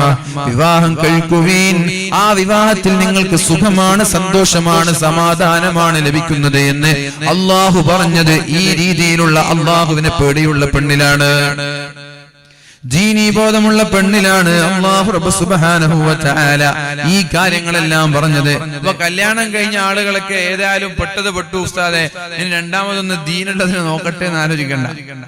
ഏതായാലും പെട്ടത് പെട്ടു, കുടുങ്ങി കഴിഞ്ഞു, കഴുത്തിലൊന്ന് വീണ് കഴിഞ്ഞു. ഇനി പുതിയതൊന്ന് ദീനുള്ളത് നോക്കട്ടെ എന്ന് വിചാരിച്ചാല് ഈ പഴയത് ദീനുള്ളതാവില്ലല്ലോ. പുതിയത് കെട്ടിയെന്ന് പറഞ്ഞിട്ട് പുതിയത് കെട്ടിയെന്ന് വിചാരിച്ച് പഴയതിന് അതിന് ഒഴിവാക്കാൻ പറ്റില്ലല്ലോ. അപ്പൊ ഏതായാലും അത് രണ്ടും കൂടി ചൊറയാണ്. രണ്ടാമത് കെട്ടിയ ബഹുഭൂരിഭാഗം ആളുകൾ പെട്ട ചരിത്രം ഞാൻ അറിഞ്ഞെടുത്തോളൂ. കല്യാണം കഴിഞ്ഞിട്ട് രണ്ടാമതൊന്ന് കെട്ടിയ ആളുകൾ ബഹുഭൂരിഭാഗം ആളുകളും, നിങ്ങൾ ആരെങ്കിലും കെട്ടിയിട്ടുണ്ടെങ്കിൽ ഞാൻ കുറ്റപ്പെടുത്തല്ല, പ്രോത്സാഹിപ്പിക്കല്ല, കെട്ടിയ ആളുകളൊക്കെ ബഹുഭൂരിഭാഗം ആളുകൾ പെട്ട ചരിത്രം ഞങ്ങൾക്ക് അറിഞ്ഞിട്ടുള്ളൂ. അതുകൊണ്ട് അള്ളാഹു നമ്മൾക്ക് നൽകിയ ഭാര്യമാരെ തന്നെ പടച്ചവനോട് ദുആ ചെയ്യുക. പടച്ചവൻ എന്ന് ദീനി ബോധമുള്ളാക്കി തന്ന റബ്ബേ, പടച്ചവനോട് കരഞ്ഞു ദുആ ചെയ്യുക, ഒന്ന് നീ ദീനി ബോധമുള്ള പെണ്ണാക്കി തന്ന റബ്ബേ. സഹിച്ചിട്ട് മടുത്തുപോയി, അങ്ങനെ ദുആ ചെയ്താൽ മതി. നിങ്ങൾ കുറെ ചിരിക്കണ്ടെന്നും വേണ്ട, നിങ്ങളെ കൊണ്ട് ഭാര്യമാരും കുറെ അനുഭവിക്കുന്നുണ്ടാവും. മനസ്സിലായോ?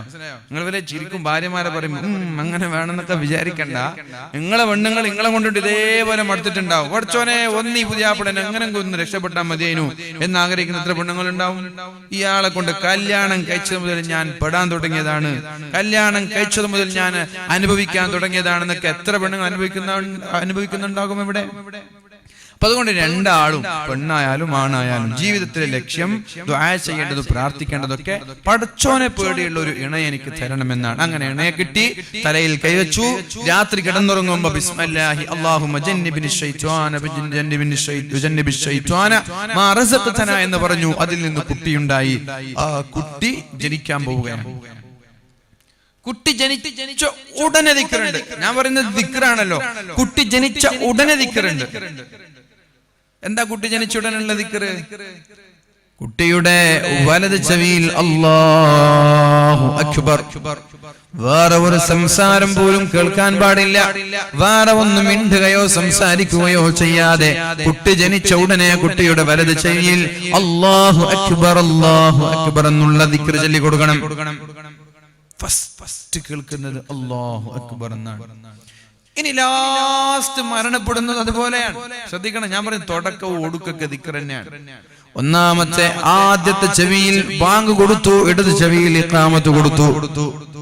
എന്നിട്ടൊരു ദുആ കൂടി, അല്ലാഹുമ്മ ഇന്നി ഉഈദുഹാ ബിക വദുരിയതഹാ മിനശ് ശൈത്വാനിർ റജീം. അല്ലാഹുവേ, എന്നെയും എന്റെ ഈ ജനിക്കാൻ പോകുന്ന കുഞ്ഞിനെ, ഈ കുഞ്ഞിന്റെ സന്തതികളെ, അഥവാ എനിക്ക് വരാനിരിക്കുന്ന തലമുറയെ പിശാചിന്റെ ശർറിൽ നിന്ന് കാക്കണേ എന്ന് പറഞ്ഞ് ചെവിയിൽ ഊതണമെന്നാണ്. വലത് ചെവിയിൽ ഊതണം. ഇതൊക്കെ തുടക്കത്തിലുള്ള കാര്യങ്ങളാണ്, ദിക്റുകളാണ്. അല്ലാഹുമ്മ ഇന്നി ഉഈദുഹാ ബിക വദുരിയതഹാ മിനശ് ശൈത്വാനിർ റജീം. അല്ലാഹുവേ, എന്റെ ഈ സന്താനത്തെയും സന്താന പരമ്പരയെയും പിശാചിന്റെ ശർറിൽ നിന്ന് നീ കാക്കണം അല്ലാഹ്. അത് കഴിഞ്ഞാൽ പിന്നെ ഇന്നാ അൻസൽനാഹു ഫീ ലൈലത്തിൽ ഖദർ എന്ന സൂറത്ത് ചെവിയിലേക്ക് ഓതി ഊതണമെന്നാണ്. അത് ഓതി ഊതിയാൽ ആ മക്കൾ ജീവിതത്തിൽ വ്യഭിചരിക്കൂല എന്നാണ്, ആ മക്കൾ ഒളിച്ചോടൂല എന്നാണ്, ആ മക്കൾ പ്രണയിക്കൂല എന്നാണ്. ഇന്നാ അൻസൽനാഹു ഫീ ലൈലത്തിൽ ഖദർ വമാ അദ്റാക മാ ലൈലത്തുൽ ഖദർ ലൈലത്തുൽ ഖദ്രി ഖൈറും മിൻ അൽഫി ശഹർ. ഇആനത്തു താലിബീനിൽ ഈ സംഭവം ഉദ്ധരിക്കുന്നുണ്ട്. വലതു ശരീൽ ഇത് ഊതണമെന്നാണ്. അപ്പൊ ദിക്റ് ബന്ധം മനസ്സിലായില്ലേ? ദിക്റിന്റെ ബന്ധം മനസ്സിലായില്ലേ? എവിടെയെങ്കിലും ദിക്റ് ഒഴിവാക്കാനുണ്ടോ? ഇല്ല. ഇനി കുട്ടി ജനിച്ചിട്ട് ഇതൊക്കെ കഴിഞ്ഞു. ഇനി കുട്ടി ആദ്യം സംസാരിക്കേണ്ടത് എന്താ? അതും ദിക്റാണ്. കുട്ടി എന്താ ആദ്യം സംസാരിക്കേണ്ടത്? നിങ്ങൾക്ക് ആർക്കെങ്കിലും നിങ്ങളുടെ മകനെ ആദ്യമായി ആദ്യത്തെ സംസാരം ലാ ഇലാഹ ഇല്ലല്ലാഹ് എന്നാക്കാൻ പറ്റുമെങ്കിൽ നിങ്ങൾ ശ്രമിക്കണമെന്ന് അല്ലാഹുവിന്റെ ഹബീബ് പറഞ്ഞിട്ടുണ്ട്. കുട്ടി ആദ്യം സംസാരിക്കേണ്ടത് ഉപ്പ എന്നല്ല, ഉമ്മ, ഉമ്മച്ചി എന്നോ ഉപ്പച്ചി എന്നൊന്നുമില്ല. ആദ്യം സംസാരിക്കേണ്ടത് എന്തെന്നറിയോ? ലാ ഇലാഹ ഇല്ലല്ലാഹ് എന്നാണ്. സ്വർഗത്തിലെത്തുന്നതാണ് ആദ്യം കുട്ടി ലാ ഇലാഹ ഇല്ലല്ലാഹ് സംസാരിച്ചാൽ. ഇത് സംസാരിച്ചിട്ടുണ്ട് ആര്? ഞാൻ നേരത്തെ ഒരു ഉമ്മയെ പറഞ്ഞില്ലേ, ഭർത്താവിന്റെ തൃപ്തി ആഗ്രഹിച്ച ഒരു പെണ്ണിനെ പറഞ്ഞില്ലേ? ആരാ? അബൂ തൽഹ റളിയല്ലാഹു അൻഹുവിന്റെ ഭാര്യ. മകൻ മരിച്ചിട്ടും ഭർത്താവിനോട് പറയാതെ ഭർത്താവിനെ സുഖിപ്പിച്ച ഭാര്യ. ആ പെണ്ണിന്റെ, ആ ഭാര്യയുടെ മഹാനായ അബ്ദുല്ലാഹി തങ്ങൾ ആദ്യം സംസാരിച്ചത് ലാ ഇലാഹ ഇല്ലല്ലാഹ് എന്നാണ്. വേറൊന്നും സംസാരിച്ചിട്ടില്ല. എന്തുകൊണ്ട്? ഇത് സംസാരിപ്പിക്കാൻ നമ്മൾ കഴിയും. മക്കളുടെ മുമ്പിൽ വേറെ ഒരു വർത്തമാനങ്ങൾ പാടില്ല. മക്കളുടെ മുമ്പിൽ വേറെ സംസാരം പാടില്ല. മക്കളോട് ഉപ്പ ഉമ്മ കണ്ണ് മൂക്ക് എന്നല്ല ആദ്യം പറഞ്ഞു കൊടുക്കേണ്ടത്. മക്കളോട്, ചെറിയ മക്കളോട് പ്രസവിച്ചത് മുതൽ ലാ ഇലാഹ ഇല്ലല്ലാഹ് എന്ന് മാത്രമേ ഉപ്പയും ഉമ്മയും വീട്ടിലേക്ക് വന്ന ആളുകളൊക്കെ മക്കളുടെ മുമ്പിൽ പറയാൻ പാടുള്ളൂ. മക്കൾ കൂടുതൽ കേൾക്കേണ്ടത് ലാ ഇലാഹ ഇല്ലല്ലാഹ് എന്നാവണം. കൂടുതൽ കേൾക്കേണ്ടത് ലാ ഇലാഹ ഇല്ലല്ലാഹ് എന്നാവണം. തൊട്ടിലിൽ കിടത്തിട്ട് പാട്ട് പാടാൻ, താരാട്ട് പാടാൻ ലജ്ജാവതിയെ എന്നൊന്നും വെച്ചു കൊടുക്കണ്ട. അതേപോലെ തന്നെ മറ്റുള്ള പുതിയ പുതിയ പാട്ടുകൾ, ലജ്ജാവതി എന്നൊക്കെ പറയുമ്പോൾ വിചാരിക്കണ്ട ഉസ്താദ് കുറെ വാഞ്ചനാണ്, അങ്ങനെയൊന്നും വിചാരിക്കണ്ട. അമ്മ മോഡൻ തന്നെയാണ്, പുതിയ പാട്ട് അറിയാഞ്ഞിട്ടുമല്ല, വായിൽ വന്നൊരു പാട്ട് പറഞ്ഞു. അപ്പൊ അതുകൊണ്ട് പിന്നെ തൊട്ടിൽ വെക്കുമ്പോ കുട്ടി ഇങ്ങനെ മൊബൈൽ ഫോൺ എടുത്ത് യൂട്യൂബ് എടുത്തിട്ട് പുതിയ എന്തെങ്കിലും പാട്ടുണ്ടോ നോക്കി എന്നിട്ട് അത് വെച്ചു കൊടുക്കാൻ നിൽക്കണ്ട. നിങ്ങൾ എന്ത് ചെയ്യും, നല്ലൊരു താരാട്ട് പാട്ട് പാട്. എന്താ താരാട്ട് പാട്ട്? ലാ ഇലാഹ ഇല്ലല്ലാഹു ലാ ഇലാഹ ഇല്ലല്ലാഹ് ലാ ഇലാഹ ഇല്ലല്ലാഹു മുഹമ്മദുർ റസൂലുള്ളാഹ്. ഇങ്ങനെ കുട്ടിയെ തൊട്ടിലാട്ടുന്നത്, കുട്ടിയെ മുലപ്പാല് നൽകുന്നത്. ചില ഉമ്മമാർക്കൊരു പണിയുണ്ട്. അടുക്കളയില് നല്ല പണി വരുമ്പോ പെണ്ണുങ്ങൾ എന്താന്ന് വെച്ചാൽ വേഗം വന്നിട്ട് കുട്ടി കരയുന്നുണ്ടെന്ന് പറഞ്ഞിട്ട് പാല് കൊടുക്കാൻ വേണ്ടിട്ട് റൂമിൽ കയറും. എന്നിട്ട് പണി വാട്സപ്പിൽ കളിച്ചിരിക്കുന്നത്, കുട്ടിയെ പാല് കൊടുക്കാൻ വേണ്ടിട്ട് വാട്സപ്പിൽ കളിച്ചിരിക്കുന്ന പണിയാ. അമ്മായിമാര് കണ്ടാ പറയും, മൊബൈൽ കളിക്കുന്ന കണ്ടാ പറയും. അപ്പൊ എന്താക്കും, റൂമിൽ വന്നിട്ട് അമ്മായി വിളിക്കുമ്പോ ഞാൻ കുട്ടിക്ക് പാല് കൊടുക്കാൻ, കുട്ടിക്ക് ചിലപ്പോൾ പാല് കൊടുക്കുന്നുണ്ടാവാം, പക്ഷെ പാല് കൊടുക്കുമ്പോഴേക്കും മൊബൈൽ വാട്സപ്പിൽ കളിക്കാൻ വേണ്ടിയിട്ട് പിന്നെ റൂമിലേക്ക് പോയിട്ട് പാല് കൊടുക്കുന്ന എത്രയോ മരുമക്കളുണ്ട് വീട്ടില് ഉണ്ട്. അതെനിക്ക് ഉറപ്പാണ് ഉണ്ട്. ഞാൻ അറിഞ്ഞതുകൊണ്ട് തന്നെ പറയുന്നതും, വെറുതെ പറയുന്നല്ല, അറിഞ്ഞതുകൊണ്ട് തന്നെ പറയുന്നത്. ഇതിപ്പോ ചെയ്യുന്ന പെൺമക്കളൊക്കെ ചിരിക്കുന്നുണ്ടാവും അവിടെ ഇരുന്നിട്ട്, മനസ്സിലായ? ഇത് ചെയ്യുന്ന പെൺകുട്ടികൾ അവിടെ നിന്നിട്ട് ചിരിക്കുന്നുണ്ടാവും. ഇതങ്ങനെ ഉസ്താദ് അറിഞ്ഞു, നമുക്കൊക്കെ അറിയുന്നൊന്നും പഠിക്കണ്ട, കുറച്ചൊക്കെ കറാമത്തുണ്ട് തന്നെ വിചാരിച്ചോ, മനസ്സിലായോ? കുറച്ചൊക്കെ കറാമത്തുണ്ട് തന്നെ വിചാരിച്ചു. അപ്പൊ വാട്സപ്പിൽ കളിക്കാൻ വേണ്ടിയിട്ട് പാല് കൊടുക്കാന്നുള്ള വ്യാജേന കിച്ചണിൽ നിന്ന് റൂമിലേക്ക് കയറുന്നവർ ഇഷ്ടം പോലെ ഉണ്ട്. ആ മക്കളെ ഇതിനനുസരിച്ചിട്ട് ഉണ്ടാവും. ഉമ്മമാരെ, നിങ്ങളെ വാട്സപ്പ് കളിച്ചുകൊണ്ട് പാൽ കൊടുത്തില്ലേ, ആ മക്കൾ അത്രേ ഉണ്ടാവും. നിങ്ങൾക്ക് അത്രേ ആ മക്കളിൽ നിന്ന് കിട്ടുള്ളൂ. മക്കൾക്ക് പാൽ കൊടുക്കുമ്പോൾ ഒരു മര്യാദ ഉണ്ട്. ആ മര്യാദ എന്ന് വെച്ചാൽ വുളൂ ചെയ്യാതെ പാൽ കൊടുക്കാൻ പാടില്ലെന്നാണ്. മക്കൾക്ക് പാല് കൊടുക്കുമ്പോൾ വുളൂ ചെയ്യണം. നിങ്ങളുടെ മാരടങ്ങൾ കഴുകണം. എന്നിട്ട് വുളൂ ചെയ്തിട്ട് കിബിലയിലേക്ക് മുന്നിട്ടിട്ട് വേണം മക്കൾക്ക് പാല് കൊടുക്കാൻ. ഇതൊക്കെ മര്യാദയാണ്. ചെയ്യുന്നവർ ചെയ്തോളൂ. മര്യാദ ഇതാണ്. ധാർമ്മികമായ ദീനിയായ ഒരു മര്യാദ, അച്ചടക്കം ഇതാണ്. നിങ്ങൾക്കറിയില്ലേ, ഇമാം മാലിക് റളിയല്ലാഹു അൻഹു ഇമാമുൽ ഹറമൈൻ തങ്ങളെ, ഇമാമുൽ ഹറമൈൻ തങ്ങൾക്ക് അദ്ദേഹത്തിന്റെ പിതാവ് സൂക്ഷ്മതയുള്ള ഒരു മനുഷ്യനായിരുന്നു. ഒരാൾ എങ്ങനെ നന്നാവും, ഒരാൾ എങ്ങനെ ഇതിഹാസങ്ങളാകും, അതൊക്കെ അത്ഭുതങ്ങളല്ല. അതൊക്കെ കാലേ കൂട്ടി പിതാവ് തീരുമാനിക്കണം, കാലേ കൂട്ടി ഉമ്മ തീരുമാനിക്കണം. എന്റെ മകൻ വലിയൊരു ഇതിഹാസമാകണമെന്ന് ആരാ തീരുമാനിക്കേണ്ടത്? ഉപ്പയും തീരുമാനിക്കണം, ഉമ്മയും തീരുമാനിക്കണം. എങ്കിലേ ഇതിഹാസങ്ങളാവുള്ളൂ, ചരിത്ര പുരുഷന്മാരാവുള്ളൂ. അല്ലാതെ നിങ്ങൾ 25 വയസ്സാകുമ്പോ എന്റെ മകൻ എന്താ അങ്ങനെ ആവാത്തെന്ന് വിചാരിച്ചിട്ട് ഒരു കാര്യമില്ല ഇവിടെ. നിങ്ങൾ ആലോചിക്കും, ഇമാമുൽ ഹറമൈൻ തങ്ങളുടെ പിതാവ് മുസ്ഹഫ് തുന്നിയിട്ടും എഴുതിയിട്ടും ക്യാഷ് ഉണ്ടാക്കി. മുസ്ഹഫ് എഴുതിയിട്ടും തുന്നിയിട്ടും കൈകൊണ്ട് അധ്വാനിച്ചുകൊണ്ട് ക്യാഷ് ഉണ്ടാക്കി. ആ ക്യാഷ് സ്വരൂപിച്ചിട്ട് ഒരു അടിമ സ്ത്രീയെ വാങ്ങിച്ചു. എങ്ങനെയാണ് അടിമ സ്ത്രീ? നല്ല നല്ല പേരിൽ അറിയപ്പെടുന്ന സ്വഭാവക്കാരിയായ ദീനുള്ള ഒരു അടിമ സ്ത്രീ. ആ അടിമ സ്ത്രീയെ വാങ്ങിക്കേണ്ടായി. വാങ്ങിച്ചു. പണ്ട് അടിമ സ്ത്രീയുമായി ശാരീരിക ബന്ധങ്ങൾ അനുവദനീയമാണ്. കാരണം ഒരു പെണ്ണിനെ നമ്മൾ കല്യാണം കഴിച്ച പെണ്ണിന്റെ ഭാവി പഴയ ജീവിതം എങ്ങനെ, കുടുംബജീവിതം എങ്ങനെ, പെണ്ണൊരു തെറ്റ് ചെയ്യുന്ന പെണ്ണാണോ, ഹറാമ് തിന്നിട്ടുണ്ടോ എന്നൊന്നും അറിയില്ലല്ലോ.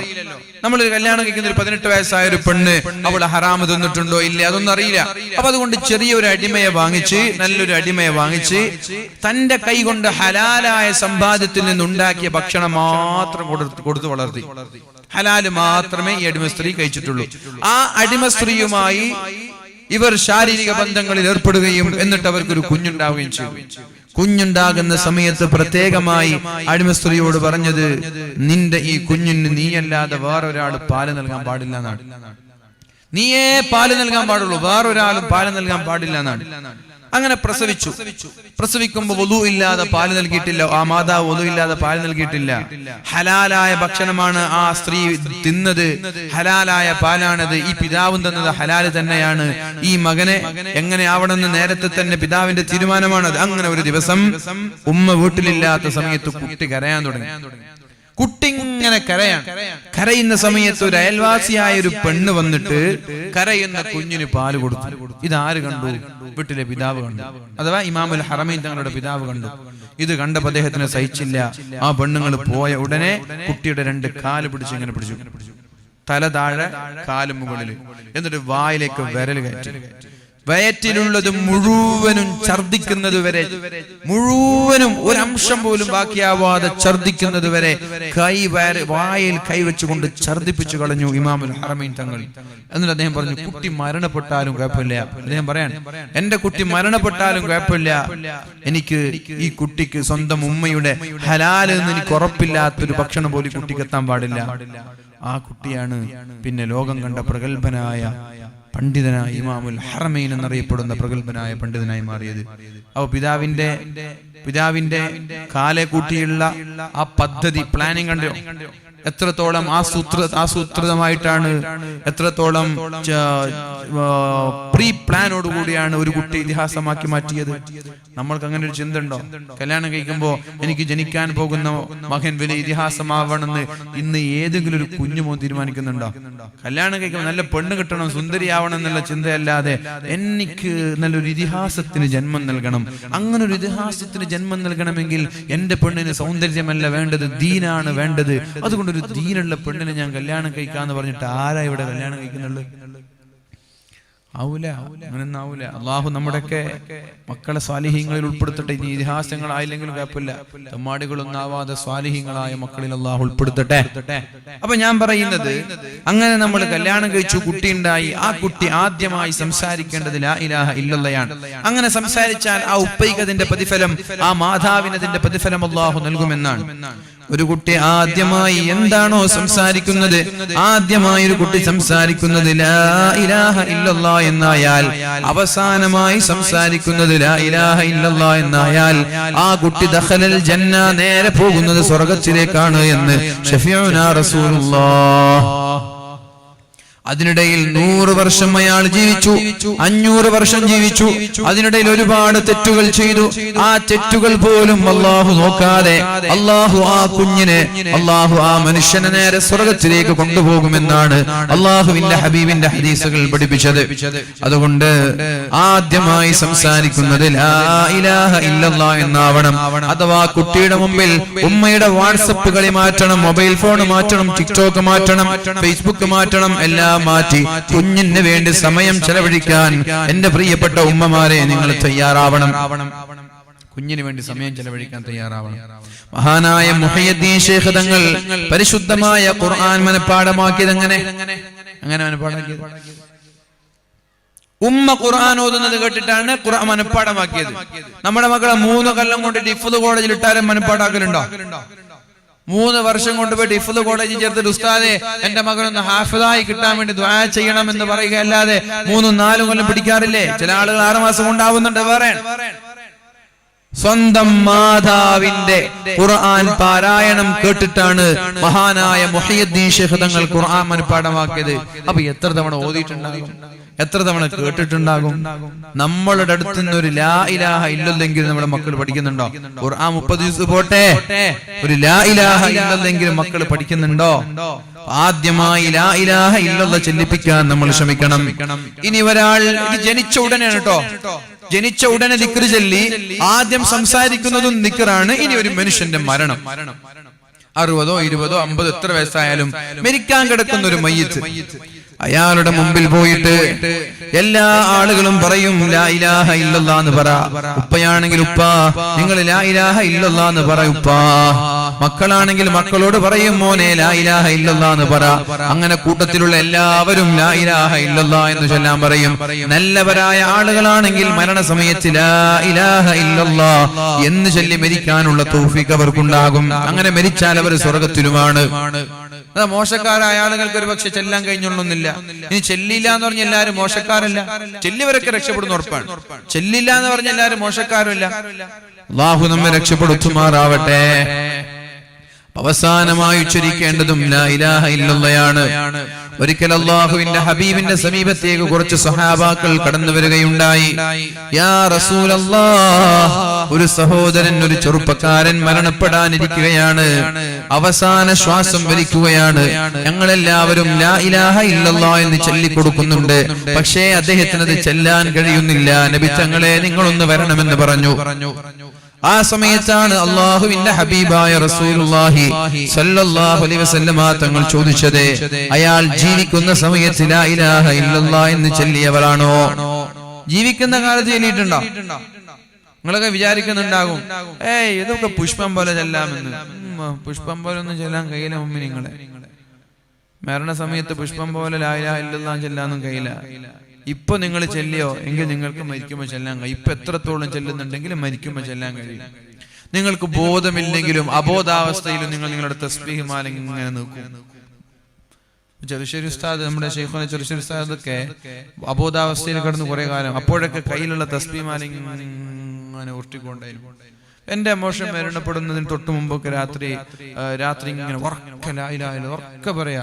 വീട്ടുകാരൊക്കെ പേടിച്ച് തൊണ്ട പൊട്ടി പോകുമോ എന്ന് പേടിച്ചു. അബോധാവസ്ഥയിലാണ്. തൊണ്ട പൊട്ടി പോകുമോ എന്ന് പേടിച്ചിട്ട് നിങ്ങൾ ചെല്ലണ്ട, ഒന്ന് ഉറങ്ങുന്ന് പറഞ്ഞിട്ടുണ്ട് വീട്ടുകാർ. മരണപ്പെടുന്ന സമയത്ത് ലാ ഇലാഹ ഇല്ലല്ലാഹ് പറഞ്ഞു മരിച്ച ആളാണ് എന്റെ മോശം. കുറച്ചും 1 വർഷമായിട്ടില്ല മരണപ്പെട്ടിട്ട്, 4 മാസമായിട്ടില്ല. അപ്പൊ ഞാൻ പറഞ്ഞു വരുന്നത്, നമ്മുടെ ജീവിതത്തിൽ ചെല്ലിയിട്ടുണ്ടെങ്കിൽ നമ്മൾക്ക് അങ്ങനെ ചെല്ലിയിട്ട് മരിക്കാൻ കഴിയുള്ളൂ.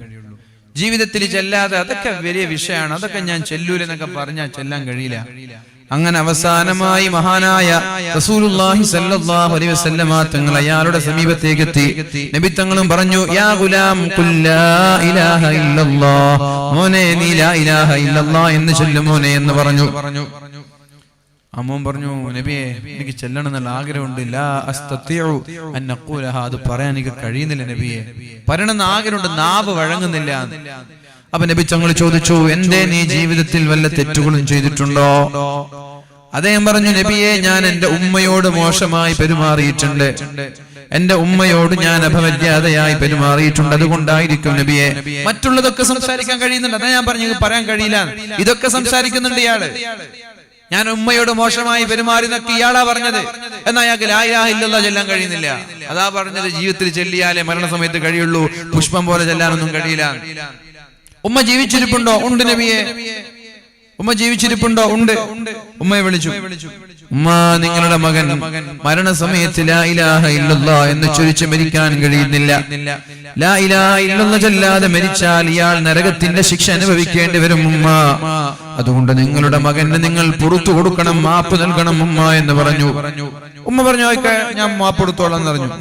നബി തങ്ങൾ പറഞ്ഞു, അങ്ങനെ പറഞ്ഞിട്ട് കാര്യമില്ല, എന്നെയും ഇവിടെ ഇരിക്കുന്നവരെയും അള്ളാനെയും സാക്ഷി നിർത്തിയിട്ട് പറയണം, ഇന്നി ഉഷ്ഹിദുക, ഇന്നി ഉഷ്ഹിദു ബില്ലാഹി, അല്ലാഹുവിനെ കൊണ്ട്, അതേപോലെ തന്നെ നിങ്ങളെ കൊണ്ട് ഇവിടെയുള്ള എല്ലാ ആളുകളെയും സാക്ഷി നിർത്തിക്കൊണ്ട് ഞാൻ പറയുകയാണ്, എന്റെ മകന് ഞാൻ പുറത്തു കൊടുത്തു എന്ന് ആ മാതാവ് പറഞ്ഞു.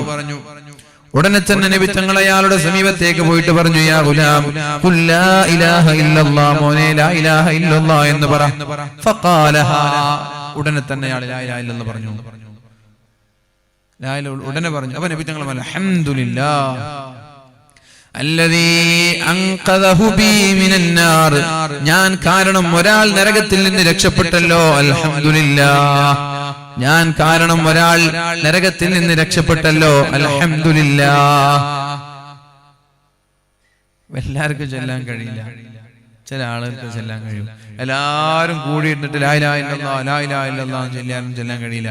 ചില ആളുകൾ മരണസമയത്ത് ലാ ഇലാഹ ഇല്ലല്ലാഹ് എന്ന് ചൊല്ലുമ്പോ അയാൾ പറയാ ഹുവ ഫീ സഖർ, ഹുവ ഫീ സഖർ, ഹുവ ഫീ സഖർ എന്ന് പറഞ്ഞാൽ അയാൾ നരകത്തിലാണ്, അയാൾ നരകത്തിലാണ്, അയാൾ നരകത്തിലാണ് എന്നുള്ള പരിശുദ്ധമായ ഖുർആനിന്റെ ആയത്ത് ഇങ്ങനെ ആവർത്തിക്കുക.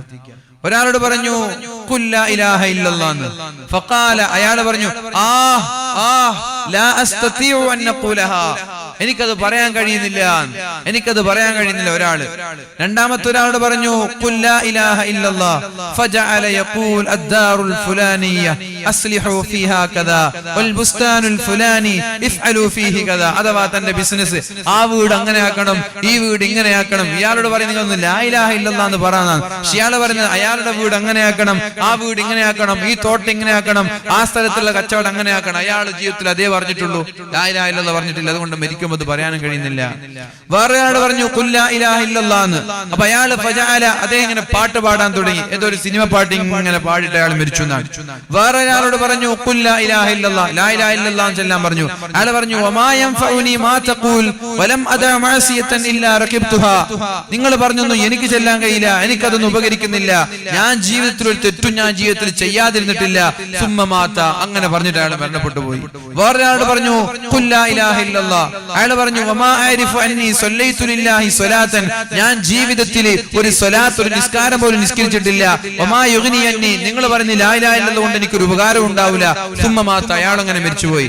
വേറൊരാളോട് പറഞ്ഞു ഖുൽ ലാ ഇലാഹ ഇല്ലല്ലാഹ്, ലാ ഇലാഹ ഇല്ലല്ലാഹ് ചൊല്ലാൻ പറഞ്ഞു. അയാൾ പറഞ്ഞു ഹുവ കാഫിർ, ഹുവ കാഫിറുൻ ബിമാ തഖൂൽ, നിങ്ങൾ പറയുന്നത് അയാൾ നിഷേധിക്കുന്നുണ്ട്. സുമ്മ മാത, അങ്ങനെ മരണപ്പെട്ടു പോയി. വേറൊരാൾ പറഞ്ഞു ഖുൽ ലാ ഇലാഹ ഇല്ലല്ലാഹ് എന്ന്. അയാൾ പറഞ്ഞു കുല്ലമാ അറദ്തു അൻ നഖൂലഹാ ലിസാനി, എന്റെ നാവ് കൊണ്ട് ഞാൻ പറയാൻ തീരുമാനിക്കുമ്പോഴൊക്കെ ആരോ വന്നിട്ട് പിടിച്ചു വെക്കുന്നത് പോലെ എനിക്ക് പറയാൻ കഴിയുന്നില്ല.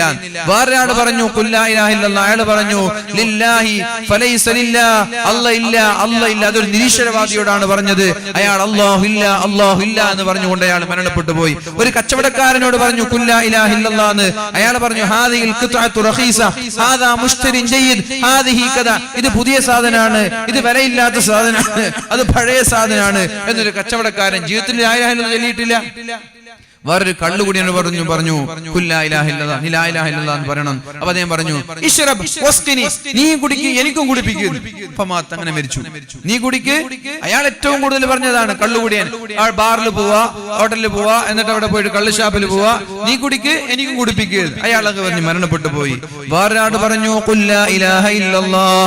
അപ്പൊ അയാൾ പറഞ്ഞു ഐന ത്വരീഖു ഇലാ ഹമ്മാമി മൻജാബി, എവിടെയാണ് മഞ്ചാബിയുടെ വീട്ടിലേക്കുള്ള സ്ഥലം, വഴി ഏതാണെന്ന് ചോദിച്ച അയാൾ മരണപ്പെട്ടു പോയി. നോക്കണം, ജീവിതത്തിൽ എത്രയും കൂടുതൽ നിങ്ങൾ എങ്ങനെ ചെല്ലുന്നുണ്ടോ അതാണ് അവസാനം ഉണ്ടാവാൻ. ഇയാളുടെ ജീവിതത്തിൽ ഏറ്റവും കൂടുതൽ ചെല്ലിയത് വലിയൊരു സംഭവമാണ്. അതിന്റെ പിന്നിലുള്ളത് വലിയൊരു സംഭവമാണ്. അദ്ദേഹം ഒരു ദിവസം അദ്ദേഹത്തിന്റെ വീടിന്റെ അടുത്ത് നിൽക്കുകയായിരുന്നു. അദ്ദേഹത്തിന്റെ വീട് ഒരു പൊതു ടോയ്ലറ്റ്, പൊതു പബ്ലിക് ബാത്റൂം പോലെ അദ്ദേഹത്തിന്റെ വീട് തോന്നിച്ചിരുന്നു. ആ സമയത്ത് ഒരു പെണ്ണ് അദ്ദേഹത്തിന്റെ വീട്ടിലേക്ക് വന്നു. എന്നിട്ട് പെണ്ണ് ചോദിച്ചു മഞ്ചാബിയുടെ ബാത്റൂമിലേക്ക് പോകുന്ന വഴി ഏതാണെന്ന്. അപ്പൊ അയാൾ പറഞ്ഞു ഇതന്നെയാണ് മഞ്ചാബിയുടെ ബാത്റൂം. സത്യത്തിൽ അത് ബാത്റൂമല്ല, ഇയാളുടെ വീടാണ്. ആ പെണ്ണ് ബാത്റൂം ആണെന്ന് വിചാരിച്ച് ഇയാളുടെ വീട്ടിലേക്ക് കയറി. അയാളും ആ പെണ്ണിന്റെ പിന്നാലെ കയറി. അകത്തേക്ക് കയറി ഉടനെ വാതിലിന്റെ കുറ്റിയിട്ടു. പെണ്ണിന് മനസ്സിലായി എന്നെ പറ്റിച്ചതാണ് എന്ന് വാതിലിന്റെ കുറ്റിയിട്ടു. അപ്പൊ പെണ്ണ് വേഗം ഒരു എന്നെ പറ്റിച്ചു എന്നുള്ള കാര്യം പെണ്ണിന് മനസ്സിലായപ്പോ പെണ്ണ് അമളി പറ്റിയത് പുറത്തറിയിക്കാത്ത രീതിയിൽ പെണ്ണിനും ഇയാളുടെ കൂടെ ഇങ്ങനെ സമയം ചെലവഴിക്കാൻ താല്പര്യമുള്ളതുപോലെ അഭിനയിച്ചു. എന്നിട്ട് പെണ്ണ് പറഞ്ഞു മാഷാ അല്ലാഹ്, ഇന്ന് നമ്മൾക്ക് രണ്ടുപേർക്കും ആരും കാണാതെ നല്ലൊരു സൗകര്യം എത്തിയിരിക്കുകയാണല്ലോ, അതുകൊണ്ട് നല്ല ഭക്ഷണവും നല്ല കള്ളൊക്കെ നിങ്ങൾ വാങ്ങിച്ചു വരൂ എന്ന് പറഞ്ഞു. ഇന്ന് രാത്രി നമ്മൾ കടിച്ചു പൊളിക്കാമെന്ന് പെണ്ണ് പറഞ്ഞു. അപ്പൊ ഇയാള് പറഞ്ഞു അസ്സാഅതു ആതിക്, ഞാൻ ഇപ്പൊ വരെ എന്തൊക്കെയാണ് വേണ്ടത് എന്നൊരു ബില്ല് വാങ്ങി. എല്ലാം വാങ്ങാൻ വേണ്ടി അദ്ദേഹം പെട്ടെന്ന് തന്നെ പുറത്തുപോയി. കാരണം പെണ്ണ് ഇങ്ങോട്ട് ഇനീഷ്യേറ്റ് എടുക്കുകയാണ്. പെണ്ണ് ഇങ്ങോട്ട് പറഞ്ഞതാണ് നമുക്ക് ഇന്ന് അടിച്ചു പൊളിക്കാം എന്ന്. അപ്പൊ അയാൾ എന്ത് ചെയ്തു, വാതിൽ പോലും പൂട്ടാതെ വേഗം ബില്ലുമായിട്ട് അങ്ങാടിയിലേക്ക് പോയി. ഇയാള് പോയ താമസം പെണ്ണ് സ്ഥലത്ത് നിന്ന് മുങ്ങി. പെണ്ണിന്റെ ഐഡിയ ആയിരുന്നത്. വാതിൽ പൂട്ടിയില്ല, പൂട്ടാൻ മറന്നു ഇയാൾക്ക്. ഇയാള് കള്ളും ഭക്ഷണക്കമായിട്ട് മനസ്സിൽ നിറയെ ലഡുവായിട്ട് ഇങ്ങനെ വരിക, വീട്ടിലേക്ക് വരികയാണ്. ആ പെണ്ണുണ്ടാവുന്നുള്ള പ്രതീക്ഷയോടെ വീട്ടിലേക്ക് എത്തി. നോക്കുമ്പോ പെണ്ണില്ല. അപ്പൊ അദ്ദേഹം പാടാൻ തുടങ്ങി. യാ റബ്ബ ഖായിലത്തിൻ യൗമൻ വഖദ് തഇബത് കൈഫ ത്വരീഖു ഇലാ ഹമ്മാമി മുൻജാബി.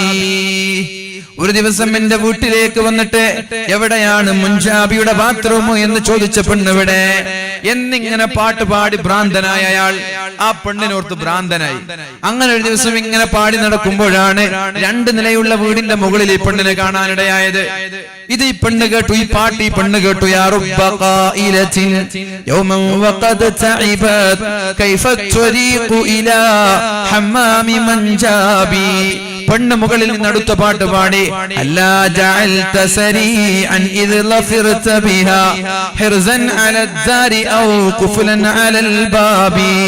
എന്തേ മനുഷ്യ തിരക്ക് കൂട്ടി വ്യഗ്രത കാണിച്ച് പുറത്തു പോകുമ്പോ വാതിലിന് കുറ്റിയിട്ടൂടായിരുന്നു നിങ്ങൾക്ക്? വാതിലിന് പൂട്ടിക്കൊണ്ടു പോകാമായിരുന്നില്ലേ? എങ്കിലും തിരിച്ചു വരുമ്പോൾ ഞാൻ അവിടെ ഉണ്ടാകുമായിരുന്നു എന്ന് തിരിച്ചു പാടി. ഇത് കേൾക്കുമ്പോൾ അയാൾക്കൊന്നും കൂടി ഭ്രാന്തായി. അങ്ങനെ അയാൾ മരിക്കാൻ കിടക്കുമ്പോൾ ആളുകളെല്ലാം ഒരുമിച്ച് കൂടി അദ്ദേഹത്തോട് ലാ ഇലാഹ ഇല്ലല്ലാഹ് എന്ന് ചൊല്ലാൻ പറഞ്ഞു. അയാൾ പറഞ്ഞത് എന്താണ്? കൈഫത്വരീഖു ഇലാ ഹമ്മാമി മൻജാബി എന്ന് പറഞ്ഞ് മരണപ്പെട്ടു പോവുകയാണ് അയാൾ ചെയ്തത്. അപ്പൊ ജീവിതത്തിൽ എങ്ങനെ ഒരാൾ ജീവിക്കുന്നു അതാണ് മരണസമയത്ത് ചെയ്യുക. സിനിമ കാണാൻ ഇഷ്ടമുള്ള ആളുകൾ തിയേറ്ററിൽ മരിക്കും, കള്ളുകുടിയന്മാർ കള്ളുടിച്ച് മരിക്കും, തോപ ചെയ്യാൻ കഴിയില്ല, വ്യഭിചാരികൾ വ്യഭിചരിച്ചു കൊണ്ട് മരിക്കും, കഞ്ചാവുകാർ കഞ്ചാവ് അടിച്ചു മരിക്കും, രാത്രി രാവിലെ വരെ പോൺ വീഡിയോകൾ കാണുന്നവർ പോൺ വീഡിയോ കണ്ടുകൊണ്ട് മരിക്കും. എന്താ ജീവിതത്തിൽ കൂടുതൽ ചെയ്തത്? എപ്പോഴും പെണ്ണിന്റെ വർത്താനാണ്, വ്യഭിചാരത്തിന്റെ വർത്താനാണ്. എങ്കിലും വ്യഭിചരിച്ചുകൊണ്ടും ആ ഒരു വർത്താനത്തിനായിട്ട് മരിക്കും. അതുകൊണ്ട് എപ്പോഴും ജീവിതത്തിൽ നല്ലത് മാത്രം പറയാൻ വേണ്ടി ശ്രമിക്കുക. അല്ലാഹു റബ്ബ് സുബ്ഹാനഹു വ തആല തൗഫീഖ് ചെയ്യട്ടെ. സമയം വൈകുന്ന എനിക്കറിയാം. ഞാൻ എന്തായാലും 12 മണിയാകുമ്പോൾ ദുആ അടക്കം നിർത്തും ഇൻഷാ അല്ലാഹ്. 12 മണിയാകുമ്പോൾ ദുആ അടക്കം നിർത്തും. 11:35 ഇൻഷാ അല്ലാഹ്. റബ്ബ് സുബ്ഹാനഹു വ തആല ഈമാൻ സലാമത്തായി മരണപ്പെടാനുള്ള തൗഫീഖ് നൽകട്ടെ.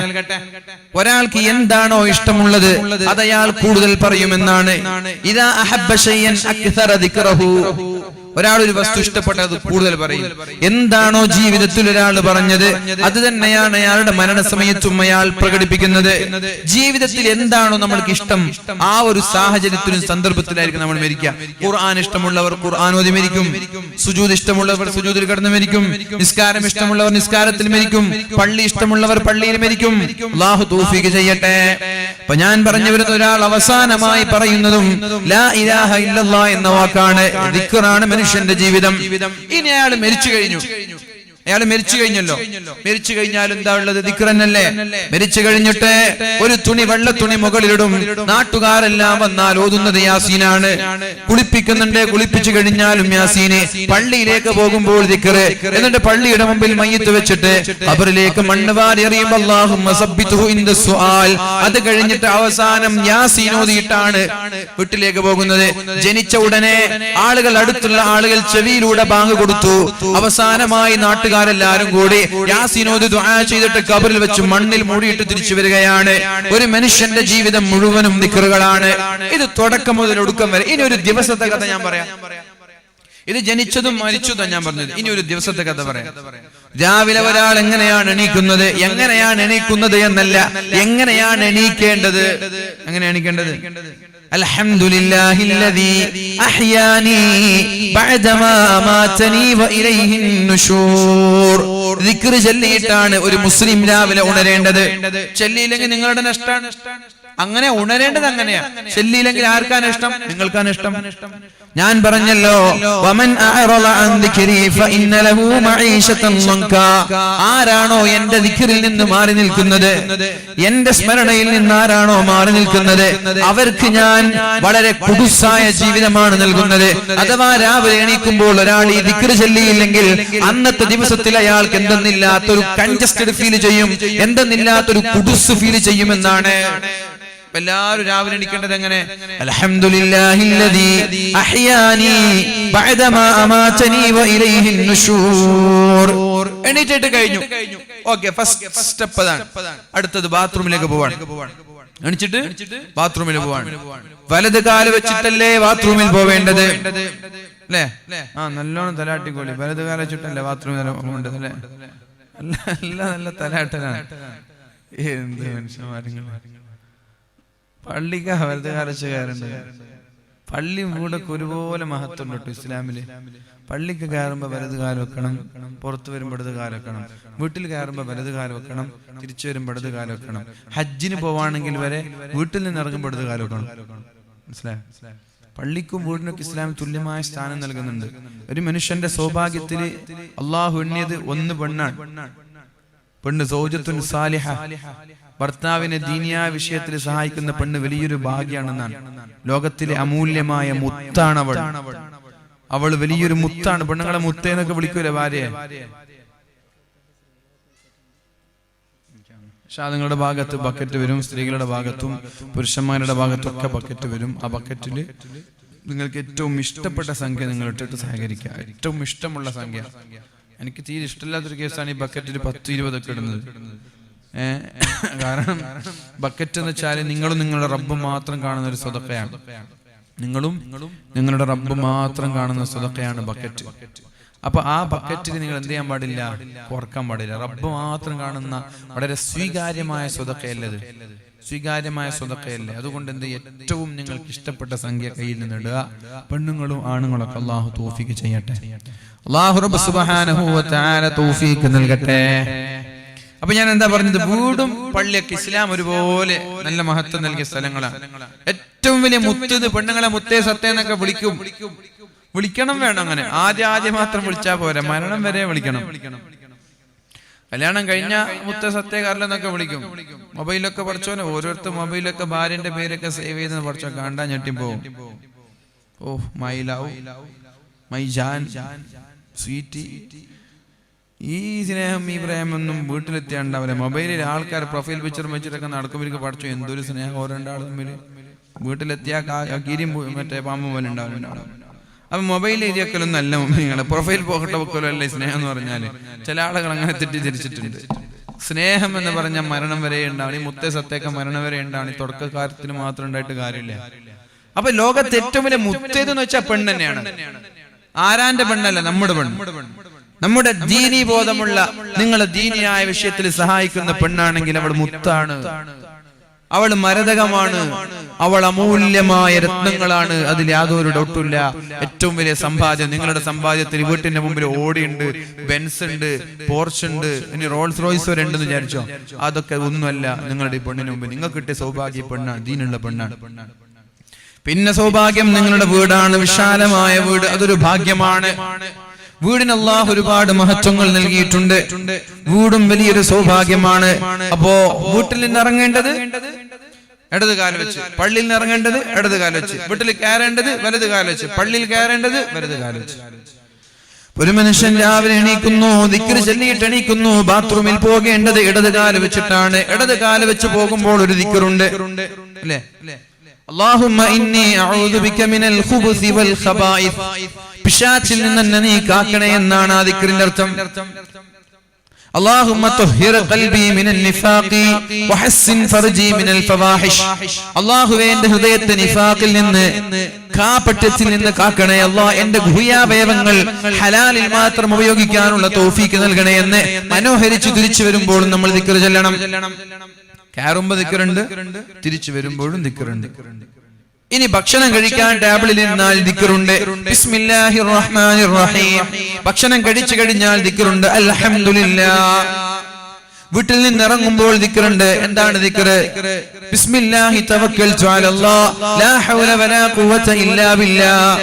വീട്ടിലേക്ക് കയറുമ്പോഴും ദിക്റുണ്ട്. ബിസ്മില്ലാഹിർ റഹ്മാനിർ റഹീം. അസ്സലാമു അലൈക്കും. ബിസ്മില്ലാഹിർ റഹ്മാനിർ റഹീം. വണ്ടിയിൽ കയറുമ്പോൾ ദിക്റുണ്ട്. സുബ്ഹാനല്ലദീ സഖറ ലനാ ഹാദാ ഹസ്ബുനല്ലാഹു നിഅമൽ വകീൽ. ഇറങ്ങി കഴിഞ്ഞാൽ അൽഹംദുലില്ലാഹ്. എവിടെ ദിക്റില്ലാത്ത? കയറുമ്പോഴും ഇറങ്ങുമ്പോഴും ദിക്റുണ്ട്. വസ്ത്രം ധരിക്കുമ്പോൾ ദിക്റുണ്ട്. കണ്ണാടി നോക്കുമ്പോൾ ദിക്റുണ്ട്. എവിടെയാ ദിക്റില്ലാത്ത? എവിടെയാ ദിക്റില്ലാത്ത? എല്ലാ മേഖലകളിലും ദിക്ർ തന്നെയാണ്. എന്നിട്ട് രാത്രി ഉറങ്ങാനായി മഗ്രിബ് നിസ്കാരം കഴിഞ്ഞാൽ ഒരുപാട് ദിക്റുകൾ.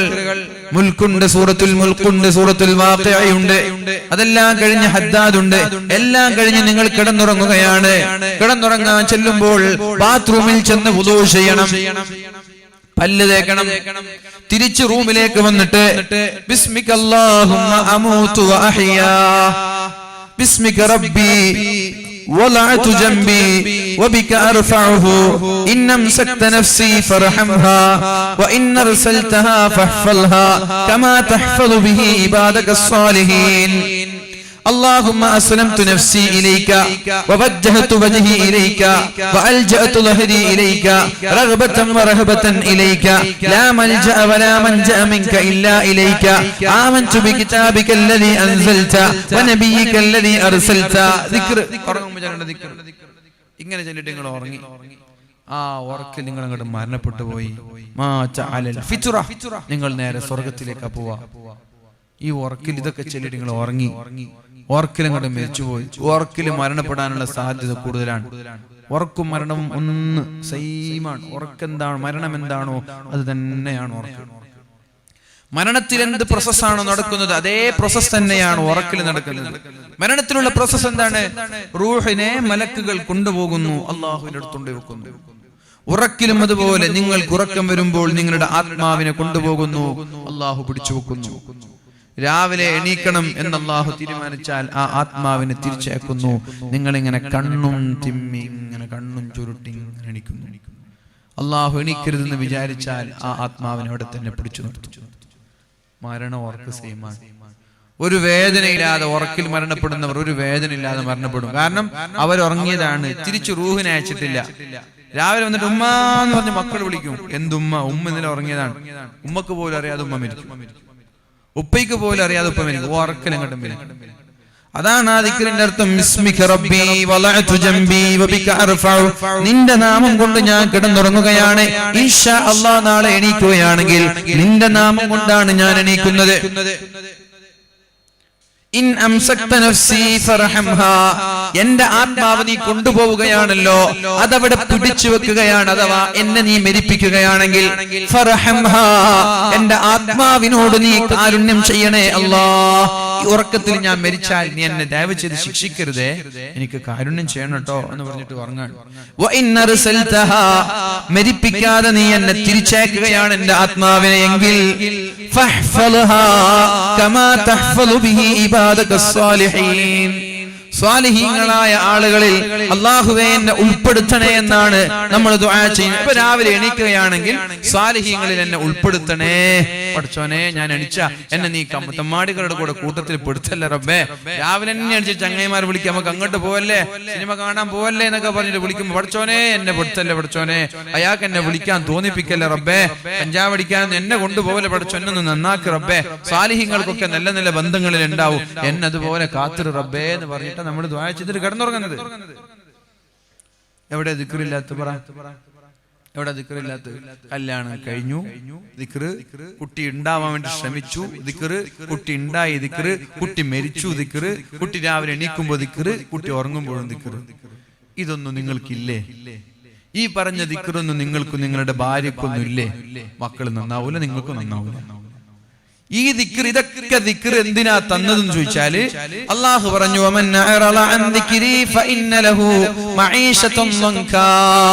ആരാണോ എന്റെ ദിക്റിൽ നിന്ന് മാറി നിൽക്കുന്നത്, ഈ ദിക്റുകളൊന്നും ജീവിതത്തിൽ ഇല്ലാതെ നിങ്ങൾ സ്വന്തം ഇഷ്ടപ്രകാരം തോന്നിയതുപോലെ ജീവിക്കുകയാണെങ്കിൽ വളരെ ഭാരമേറിയ കുടുസായ ടെൻഷൻ നിറഞ്ഞ ജീവിതത്തിൽ സുഖം എന്തെന്നറിയാത്ത ജീവിതമായിരിക്കും നിങ്ങൾക്കുണ്ടാകുന്നത്. അത് മാത്രമല്ല, നാളെ മഹ്ശറയിലെത്തിയാൽ അതിനേക്കാളും വലിയ പ്രയാസങ്ങളാണ് നിങ്ങൾ നേരിടാനുള്ളത്. കണ്ണ് പൊട്ടന്മാരായിട്ടാണ് നിങ്ങൾ അവിടേക്ക് പോകുന്നത്. അപ്പോൾ അല്ലാഹു തആല നിങ്ങളോട് ചോദിക്കുന്നത്, ആ കണ്ണ് പൊട്ടന്മാരായ ആളുകൾ അല്ലാഹുവിനോട് ചോദിക്കുന്നത്, അല്ലാഹുവേ ലിമ ഹസർതനി അഅമാ, എന്തിനാണ് എന്നെ കണ്ണ് പൊട്ടനായി പുനർജനിപ്പിച്ചത്? ഭൂമിയിൽ എനിക്ക് കണ്ണുണ്ടായിരുന്നല്ലോ. അപ്പോൾ അല്ലാഹു പറയുന്ന മറുപടി, നീ എന്റെ ദൃഷ്ടാന്തങ്ങൾ കണ്ടപ്പോ അത് കാണാത്തതുപോലെ നടിച്ചിട്ടില്ലയോ? വഅല് പറഞ്ഞപ്പോ കേൾക്കാത്തതുപോലെ നടിച്ചിട്ടില്ലയോ? അപ്പൊ ഞാൻ നിന്നൊന്നും ചെയ്തിട്ടില്ലല്ലോ. നീ എന്നെ അന്ന് മറന്നതുകൊണ്ട് ഇന്ന് ഞാൻ നിന്നെ മറക്കുകയാണെന്ന് അല്ലാഹു പറയുമെന്ന് പരിശുദ്ധ ഖുർആനിൽ അല്ലാഹു പഠിപ്പിക്കുന്നുണ്ട്. ഇനി ഒരാൾ ദിക്റിൽ അധിഷ്ഠിതമായി ജീവിക്കുകയാണെങ്കിലോ, അലാ ബിദിക്രില്ലാഹി തത്മഇന്നുൽ ഖുലൂബ് الذين آمنوا وتطمئن قلوبهم بذكر الله. ഓ സത്യവിശ്വാസികളെ, നിങ്ങളുടെ ജീവിതത്തിൽ സമാധാനം ഉണ്ടാകുന്നത്, നിങ്ങളുടെ ജീവിതത്തിൽ സന്തോഷം ഉണ്ടാകുന്നത് ബിദിക്രില്ലാഹ്, അല്ലാഹുവിന്റെ ദിക്ർ കൊണ്ട് മാത്രമാണ്. അലാ, നിങ്ങൾ അറിയണേ, ബിദിക്രില്ലാഹി തത്മഇന്നുൽ ഖുലൂബ്, അല്ലാഹുവിന്റെ ദിക്ർ ഉണ്ടെങ്കിൽ ജീവിതത്തിൽ നിങ്ങൾക്ക് ടെൻഷൻ ഉണ്ടാവില്ല എന്നാണ് അല്ലാഹു തആല പരിശുദ്ധ ഖുർആനിൽ പറഞ്ഞത്. الذين آمنوا وعملوا الصالحات, അല്ലാഹുവിൽ വിശ്വസിക്കുകയും സൽപ്രവർത്തനങ്ങൾ ചെയ്യുകയും ചെയ്യുന്നവർ, തൂബാ ലഹും വഹുസ്നു മആബ്, അവർക്ക് അഭിവാദ്യങ്ങൾ, അവർക്ക് സ്വാഗതം, അവർക്ക് പേടിക്കാനില്ല. തൂബാ ലഹും വഹുസ്നു മആബ്. ഇനി ഒരു മനുഷ്യന്റെ രാവിലെ ഇങ്ങനെ ആവണം. ഞാനൊരു ദിവസം ഒരു മനുഷ്യന് എങ്ങനെ രാവിലെ മുതൽ വൈകുന്നേരം വേണമെന്ന് ചുരുക്കി പറഞ്ഞ് ഞാൻ നിർത്താം. സമയം മൈക്ക് നല്ല ഉഷാറാണ്. ഇയാളോട് ഞാൻ പറഞ്ഞു, എനിക്ക് മൈക്കിന്റെ സെറ്റപ്പ് ഒന്നും എനിക്കറിയില്ല, എന്താ മൈക്ക് അതിന്റെ ഓപ്പറേറ്റിംഗ് സിസ്റ്റം ഒന്നും എനിക്കറിയില്ല. അപ്പൊ ഞാനൊരു ഓപ്പറേറ്ററോട് പറഞ്ഞു, ഞാൻ എന്താ പറയുന്നത്, എനിക്ക് നല്ല ഇഷ്ടപ്പെട്ട ഒരു ഓപ്പറേറ്റർ പറഞ്ഞു, അടുത്ത എവിടെങ്കിലും പോയാൽ ഞാൻ എന്താ സംഘാടക മൈക്ക് ഓപ്പറേറ്ററോട് പറയണ്ടെന്ന് ചോദിച്ചു. അപ്പൊ അയാൾ എന്നോട് പറഞ്ഞു, നിങ്ങളൊരു 3 സ്റ്റെപ്പ് ഡിലേ കൊടുക്കാൻ പറയും, സൗണ്ട് ഒന്ന് ഷാർപ്പ് ചെയ്യാൻ പറയും, എങ്കിലും ഓക്കെ. പറഞ്ഞ് തെറ്റുണ്ടോ? ഇല്ലല്ലോ, അങ്ങനല്ലേ. എനിക്ക് സത്യത്തിൽ ഡിലേ അറിയില്ല, എനിക്ക് സത്യത്തിൽ ഷാർപ്പ് അറിയില്ല. അയാൾ പറഞ്ഞതുപോലെ ഞാൻ എല്ലാ ഓപ്പറേറ്ററെ അടുത്ത് വിളിച്ചിട്ട് ആദ്യം പറഞ്ഞു, നിങ്ങളോട് അങ്ങനെയല്ല ആദ്യം പറഞ്ഞു, അടുത്ത് വിളിച്ചിട്ട് മൂപ്പരോട് പറഞ്ഞു. മൂപ്പർക്ക് അത് തിരിയുന്നത് കൊണ്ട് മൂപ്പര് പോയ ഉടനെ മാറ്റം ഉണ്ടായി മൈക്കില്, അല്ലേ? ആദ്യം ഉണ്ടായ മൈക്കല്ല, മൂപ്പര് ചെയ്തപ്പോ മൈക്കില് മാറ്റം ഉണ്ടായി, കേൾക്കാനും സുഖമായി, പറയാനും സുഖമായി. ഇത് ഞാൻ എല്ലാ ഓപ്പറേറ്ററോടും പോയിട്ട് പറയും. ആദ്യം ആൾ ഒരിക്കൽ വിളിക്കും, 2 തവണ വിളിച്ചാൽ 3 തവണ വിളിക്കും. എന്നിട്ടും ഒരു ചുക്കും അറിയാത്ത ഓപ്പറേറ്റർമാരുണ്ടാവും, ഒരു ചുക്കും അറിയാത്ത ഓപ്പറേറ്റർമാര്. അവരോട് ചിലപ്പോൾ നമ്മ ഈ വലിയ സദസ്സുകളൊക്കെ ആണെങ്കിൽ ഒരുപാട് ആളുകൾക്ക് ഉണ്ടാവും ചില സദസ്സുകളിൽ. അപ്പൊ അവിടെയൊക്കെ പോയാൽ നമുക്ക് നല്ല പ്രസംഗിക്കാൻ ഒരു ആവേശമുണ്ട്. ആളുകൾ ഉണ്ടാകുമ്പോൾ മൈക്ക് ശരിയില്ലെങ്കിൽ ഭയങ്കര ടെൻഷനായി പോകും. നമ്മൾ നല്ല ഒരുങ്ങിപ്പോയ പ്രഭാഷണങ്ങളിലൊക്കെ മൈക്ക് മോശമായാലും ആകെ ഡെസ്പാവും, നിരാശനാവും, ടെൻഷനാവും. അപ്പൊ നമ്മൾ ചൂടാവും. ഓപ്പറേറ്റർ സ്വാഭാവികം 2-3 വട്ടമൊക്കെ പറഞ്ഞിട്ട് ശരിയാക്കിയില്ലെങ്കിൽ നിങ്ങൾ അറിയുന്നില്ലെങ്കിൽ അറിയുന്ന ആളോട് വിളിച്ചു ചോദിക്കും എന്നെല്ലാം പറയും. അറിയുന്ന ആളൊന്ന് വിളിച്ചു ചോദിച്ചു, വളരെ സ്നേഹത്തോടെ തന്നെ പറഞ്ഞു, അറിയുന്ന ആളോട് ചോദിച്ചിട്ടൊന്ന് ശരിയാക്കി തന്നേന്നാ പറഞ്ഞു. അത് ചിലപ്പോൾ ഓപ്പറേറ്റർമാർക്ക് ഇഷ്ടപ്പെടുന്നില്ല. ഇതേപോലെ ഇയാളോട് പറഞ്ഞ പോലെ എല്ലാവരോടും ഞാൻ പറയാം. അപ്പൊ അറിയുന്ന ആൾ ചെയ്യും, അറിയാത്ത ആളുകൾ ഇങ്ങനെ ചിരിക്കും. ഇന്നിപ്പോ ഞാൻ ഒരു പരിപാടി, മാണിവസ്ഥാന്റെ പരിപാടി എന്നൊക്കെ വിളിച്ച ഒരു പരിപാടിക്ക് ഞാൻ പോയിട്ട് വന്നു. അവിടെ പോയപ്പോ പടച്ചോനെ മൈക്കിന്റെ കഥ, ഞാൻ ആ 10-20 മിനിറ്റ് സംസാരിച്ചത് എനിക്കും തിരിയുന്നില്ല, അവിടുത്തെ ആളുകൾക്ക് ആർക്കും തിരിയുന്നില്ല. ഓപ്പറേറ്ററിനെ വിളിച്ചിട്ട് പറഞ്ഞു, ഇങ്ങനെയൊക്കെയാണ് സംഭവം, നിങ്ങൾക്ക് അറിയോ? ആ ചങ്ങായിക്ക് ഒന്നും അറിയില്ല. അവസാനം ഞാൻ പറഞ്ഞു, നീ മോണിറ്റർ ഓഫ് ചെയ്. ഞാൻ ആ സൗണ്ട് കേട്ടിട്ട് ഞാൻ പ്രസംഗിച്ചോളൂ. ഇത് വേണ്ട, ഓഫ് ചെയ്തിട്ട് എന്റെ കൂടെയുള്ള എനിക്ക് മെസ്സേജ് അയച്ചു, പുറത്തൊന്നും തിരിയുന്നില്ല, നിങ്ങൾ പ്രസംഗിക്കണ്ട. എന്റെ കൂടെയുള്ള എനിക്ക് മെസ്സേജ് അയച്ചു. എന്നിട്ട് ഞാൻ അവരോട് പറഞ്ഞു, സംഘാടകരോട് പറഞ്ഞു, ഈ മൈക്കിൽ എനിക്ക് പ്രസംഗിക്കാൻ കഴിയില്ല, എനിക്ക് കുറ്റം പറഞ്ഞിട്ട് കാര്യം, എനിക്ക് കഴിയില്ല പ്രസംഗിക്കാൻ, നിങ്ങൾ മാറ്റുന്നുണ്ടെങ്കിൽ ചേഞ്ച് ചെയ്യുന്നത് ചെയ്തോളൂ. അപ്പൊ അയാൾ എന്താ ചെയ്യുന്ന വെച്ചാൽ വേറൊരു ഓപ്പറേറ്ററെ കൊണ്ടുവന്നിട്ട് മാറ്റിച്ചു. സംഭവം എന്താണ് അവിടെ നടന്നതെന്ന് വെച്ചാല്, സ്ഥിരമായിട്ട് ആ ഓപ്പറേറ്ററാണ് മൈക്കവും സെറ്റെല്ലാം കൊണ്ടുവരുന്ന അയാളാണ്. ഇപ്പുറത്ത് കുറച്ച് പൈസ ലാഭം ഉണ്ടെന്ന് തോന്നിയപ്പോ അയാളെ ഒഴിവാക്കിയിട്ട് ഇയാളെ കൊണ്ടുവന്നു. നിങ്ങൾ ആലോചിച്ച്, ഒരു കല്യാണം നടത്താൻ, ആ കല്യാണം നടത്തുന്ന സമയത്ത് നല്ല ലക്ഷങ്ങൾ ചെലവഴിച്ച് പന്തലും മിനിച്ചറും ഡെക്കറേഷനും ഒക്കെ ആയി, പച്ചയും ചോന്നയും പരവതാനൊക്കെ വിരിച്ചിട്ട് ആളുകളൊക്കെ ഒരുമിച്ച് കൂടിയിട്ട് അവസാനം വന്ന ആളുകൾ അങ്ങോട്ട് കണ്ണൂർന്നും കോഴിക്കോടുന്നൊക്കെ വന്നിട്ട് ആൾക്ക് സാമ്പാറും ചോറ് കൊടുത്തു വിട്ട് എങ്ങനെ ഉണ്ടാവും? വന്ന ആൾക്ക് മട്ടൻ ബിരിയാണിയുള്ള, ചിക്കൻ ബിരിയാണിയുള്ള, ചിക്കൻ പൊരിച്ചില്ല, ഒന്നുമില്ല, ഒരു സാമ്പാറും ചോറ് കൊടുത്തു അങ്ങനെ ഉണ്ടാവും. പന്തലൊക്കെ ഉഷാറാ, വാലും സദസ്സും സജ്ജീകരണങ്ങളും ഉഷാറാ. മെയിന് വേണ്ട മൈക്കില്ല. അവിടെ മാത്രം സംഘാടകർ കഞ്ചൂസാക്കി, പിഷ്കാക്കി. സംഘാടകർ ഓപ്പറേറ്റർമാരുടെ സത്യത്തിൽ പറയാൻ പാടില്ല. സംഘാടകര് നല്ല പൈസ കൊടുത്ത് നല്ല ബോക്സ് കൊണ്ടുവന്നിട്ട് ഓപ്പറേറ്റർമാർ ക്യാഷും വാങ്ങിച്ചിട്ട് ഓപ്പറേറ്റ് ചെയ്തില്ലെങ്കിൽ അവരെ പറയണം. നല്ല സംഘാടകർ നല്ല ചെലവഴിച്ചു, നല്ല സൗണ്ട് സിസ്റ്റം, 30,000 വാട്ട്സ് സ്റ്റേജിൽ, നല്ല വാട്ട്സ് 5,000-6,000 വാട്ട്സ് സ്റ്റേജിലും വെച്ചു, നല്ല മൈക്ക് കൊണ്ടുവന്നു, ക്യാഷൊക്കെ ഒരു എണ്ണിട്ട് വാങ്ങിക്കാണ്. എന്നിട്ടൊരു ഓപ്പറേറ്റർ ചെയ്തിട്ടില്ലെങ്കിൽ ആരാ പറയേണ്ടത്? സംഘാടകരെയാണോ ഓപ്പറേറ്റർമാരാണോ? ആരാ പറയേണ്ടത്? ഇതാണ് സത്യത്തിൽ സംഭവിക്കുന്നത്. ഞാൻ എവിടെ പോയിട്ട് മൈക്കിന് കുറ്റം പറയുന്ന ആളൊന്നുമില്ല. എനിക്ക് മൈക്ക് നല്ല ഇഷ്ടപ്പെട്ട, നല്ല 2 മണിക്കൂർ 3 മണിക്കൂറൊക്കെ വേദ പറയാൻ ഇഷ്ടപ്പെടുന്ന ഒരാളാണ്. പിന്നെ ഞാൻ രാവിലെ വേറെ വേദ പറഞ്ഞാൽ എനിക്ക് ഒരു ക്ഷീണം ഉണ്ടാവില്ല. ഞാൻ നല്ല മൈക്ക് നല്ല വേദ പറയാറുണ്ട്. പക്ഷെ മൈക്കിനെ ഓപ്പറേറ്റർമാർക്ക് അറിഞ്ഞില്ലെങ്കിൽ വിഷമം ഉണ്ടാവാറുണ്ട്, കുറ്റം പറയാറുണ്ട്. അതിനെ മാത്രം വീഡിയോ എടുത്ത് ക്ലിപ്പാക്കിയിട്ട് പുറത്ത് അയച്ചിട്ട് എന്തുണ്ട് കാര്യമില്ല. ഓപ്പറേറ്റർമാരോട് പ്രത്യേകം പറയുന്നത്, ഓൺലൈനാണ്, എല്ലാവരും കേൾക്കുമല്ലോ. എന്നെ വാട്സ്ആപ്പ് ഗ്രൂപ്പിലേക്ക് ആഡ് ചെയ്തിട്ടുണ്ട് ഓപ്പറേറ്റർമാർ. ആ ക്ലിപ്പ് ഇട്ടിട്ടേ വാട്സ്ആപ്പ് ഗ്രൂപ്പിൽ ആഡ് ചെയ്തിട്ട് എന്നോട് ചോദിച്ചു, നിങ്ങൾക്ക് പിന്നെ ഷാർപ്പ് എന്തെന്നറിയോ, നിങ്ങൾക്ക് മറ്റേ ഡിലേ എന്തെന്നറിയോ എന്നൊക്കെ ചോദിച്ചിട്ടുണ്ട്. ഞാൻ എന്നോട് പറഞ്ഞു, എനിക്കൊന്നും അറിയില്ല, സത്യത്തിൽ ഒന്നും അറിയില്ല, എനിക്ക് ഇങ്ങനെ ചെയ്തെന്നാ ഒരുപാട് ആളുകൾ അറിയുന്ന ആൾ ചെയ്തിരുമ്പോൾ തൃപ്തിയാവുന്നുണ്ട്, അറിയാത്ത ആളെ ഞാൻ പറയാറുണ്ട്. സംഭവം അതാണ്. ഇനി ഏത് സംഘാടകരാണെങ്കിൽ നല്ല മൈക്ക് വെക്കാൻ, നല്ല ഓപ്പറേറ്റർമാരെ വിളിക്കുക. അല്ലാഹു റബ്ബ് സുബ്ഹാനഹു വ തആല അദ്ദേഹത്തിന് ആഫിയത്തും ആരോഗ്യമൊക്കെ അല്ലാഹു നൽകട്ടെ. അപ്പൊ ഇതാണ് ഈ വിഷയം. മൈക്ക് ഉഷാറായില്ലെങ്കിൽ സ്വാഭാവികമായിട്ട് നിരാശ ഉണ്ടാവും. ഞാൻ സ്ഥലം പറയുന്നില്ല, ഒരു കാഞ്ഞങ്ങാട് ഭാഗത്തൊരു പരിപാടിക്ക് എത്രയോ 1 വർഷം മുമ്പ് എന്നെ വിളിച്ച് ബുക്ക് ചെയ്തൊരു പരിപാടിയാണ്. ഞാൻ നന്നായി പ്രിപ്പയർ ചെയ്ത പരിപാടിയാണ്. കാരണം അതിനു മുമ്പ് ഒരു പരിപാടിക്ക് ഞാൻ അവിടെ പോയി, അവർക്ക് ഭയങ്കര ഇഷ്ടപ്പെട്ടവർ. അതുകൊണ്ട് ആ സമയത്ത് തന്നെ ഇനി ഒരു വലിയൊരു പരിപാടി വെക്കുന്നുണ്ടെന്നൊക്കെ പറയും. 30 ലക്ഷം സദസ്സിന് ചെലവഴിച്ചൊരു പരിപാടിയാണ്. 30 ലക്ഷം സദസ്സിന് ചെലവഴിച്ച പരിപാടി. സ്റ്റേജിൽ കയറി നോക്കുമ്പോൾ എനിക്ക് പ്രസംഗിക്കാൻ കഴിയുന്നില്ല. എനിക്ക് പ്രസംഗിക്കാൻ കഴിയുന്നില്ല. സൗണ്ട് ആണെങ്കിൽ മോണിറ്റർ ഒന്നും തിരിയുന്നില്ല. എനിക്ക് എന്താ പ്രസംഗിക്കാൻ എനിക്ക് തിരിയുന്നില്ല. അപ്പൊ ഞാൻ അവരോട് രഹസ്യമായിട്ട് ഈ പറഞ്ഞ പോലെ ഒക്കെ പറഞ്ഞു, എല്ലാം പറഞ്ഞു കൊടുത്തു. എന്നിട്ടും ശരിയാവുന്നില്ല. കാരണം ഞാൻ ഒരുങ്ങിയിട്ട് പ്രിപ്പയർ ആയി പോയൊരു പരിപാടിയാണ്. ഒന്നും എനിക്ക് തൃപ്തിയാവുന്നില്ല. ആ സമയത്ത് ഞാൻ സംഘാടകരോട് ഞാനല്ലാതെ വേറൊരു മനുഷ്യൻ ഇങ്ങനെ പറയില്ല, ഞാനല്ലാതെ വേറൊരു പ്രഭാഷകർ ഇങ്ങനെ പറയില്ല. ഞാൻ പറഞ്ഞു എനിക്ക് നാളെ ഫ്രീ ആണ്, നാളെ എനിക്ക് ഫ്രീ ആണ്, ഞാൻ വന്നിട്ട് നാളെ പ്രസംഗിക്കാം. മനസ്സിലായോ? നിങ്ങൾ നോക്കി ഏതെങ്കിലും പ്രഭാഷകനെ പറയുന്നു നോക്കോ, നാളെ എനിക്ക് ഫ്രീ ആണ്, ഞാൻ നാളെ വന്നിട്ട് പ്രസംഗിക്കാം. കാരണം നാളെ അവിടെ വലിയ പ്രഭാഷകനൊന്നുമില്ല, നാളെ അവിടെ പ്രഗത്ഭനായ ഒരു പ്രഭാഷകനൊന്നും അവിടെ ഇല്ല. അവിടെ ഇങ്ങനെ ഖുർആൻ മത്സരമാണ് നടക്കുന്നുള്ളത്. അതുകൊണ്ട് നാളെ രാത്രി ഞാൻ വന്നിട്ട് പ്രസംഗിക്കുക, നിങ്ങൾ നാളേക്ക് മൈക്കെല്ലാം ശരിയാക്കി വെക്ക്. സംഘാടകരോട് രഹസ്യമായിട്ട് ചോദിച്ചു. ആ സംഘാടകർ എന്നോട് പറഞ്ഞു, ഫസ്റ്റ് പറഞ്ഞു നോക്കട്ടെ, നിങ്ങൾ ഓഡിയൻസിനോട് ചോദിക്കുന്നതിനോട് പറഞ്ഞു. അപ്പൊ ഞാൻ മൈക്കിൽ ഇവിടെ ചോദിച്ചു, അങ്ങനെ ചെയ്താൽ മതിയോ? അത് ലാസ്റ്റ് പറഞ്ഞ പാണ്ഡ്യൻ തന്നെ പ്രസംഗിക്കുന്നു. അങ്ങനെ ഞാൻ 1.5 മണിക്കൂർ പ്രസംഗിച്ചു. അത് ഭയങ്കര നാട്ടുകാർക്ക് വിഷമമുണ്ടോ? സ്വാഭാവികം, നാട്ടുകാർ ഭയങ്കര വിവാദമാക്കിയിട്ടുണ്ട്. പക്ഷെ നമ്മുടെ ഭാഗം കൂടി ചിന്തിക്കണം. ഞാൻ നാളെ പ്രസംഗിക്കും, ഒരു പ്രഭാഷകനും പറയില്ല, അവര് പ്രസംഗിച്ചിട്ട് പൈസ വാങ്ങിച്ചിട്ട് പോകും. ഞാൻ പറഞ്ഞു എന്താ എനിക്ക് പൈസ ഞാൻ വാങ്ങൂല, ഞങ്ങൾക്ക് പ്രസംഗിച്ച് തൃപ്തിയായില്ലെങ്കിൽ പൈസ വാങ്ങാനേ താല്പര്യമില്ലാത്ത ഒരാളാണ് ഞാൻ. ഇവിടെ തൊട്ടടുത്ത് നമ്മുടെ ഏണിയാടി വന്നിട്ടുണ്ട് കുറച്ചു മുമ്പ്. രാത്രി 11 മണിക്ക് മൈക്ക് തരാന്ന് പറഞ്ഞിട്ട് ഉപ്പളയിൽ ഒരു പരിപാടി 1.5 മണിക്കൂർ പ്രസംഗിച്ചിട്ട് 140 സ്പീഡിലും വന്നിട്ട് കൃത്യം 11 മണിക്ക് അവിടെ എത്തിയിട്ട് എനിക്ക് മൈക്ക് തന്നത് രാത്രി 3 മണിക്കാണ്. രാത്രി 3 മണിക്ക് എനിക്ക് മൈക്ക് തന്നു. ഞാൻ അവിടെ ഭക്ഷണം കഴിക്കുന്ന വീട്ടിൽ ഒരുപാട് നേരം കാത്തിരുന്നു മൈക്ക് കിട്ടാൻ വേണ്ടിയിട്ട്. അന്ന് സ്റ്റേജിൽ പോയിട്ട് ഇതൊരു തങ്ങൾ ഇങ്ങനെ പ്രസംഗിക്കാണ്. തങ്ങൾ കഴിഞ്ഞിട്ട് അല്ല ഇതൊരു പ്രഭാഷകൻ ഇങ്ങനെ പ്രസംഗിക്കാണ്. പ്രഭാഷണം കഴിഞ്ഞിട്ട് ഒരു തങ്ങളുണ്ടായി. തങ്ങൾ അങ്ങോട്ട് 1.5 മണിക്കൂർ പ്രസംഗിച്ചു. ഞാൻ സ്റ്റേജിൽ 3 മണിക്ക് എനിക്ക് മൈക്ക് കിട്ടി.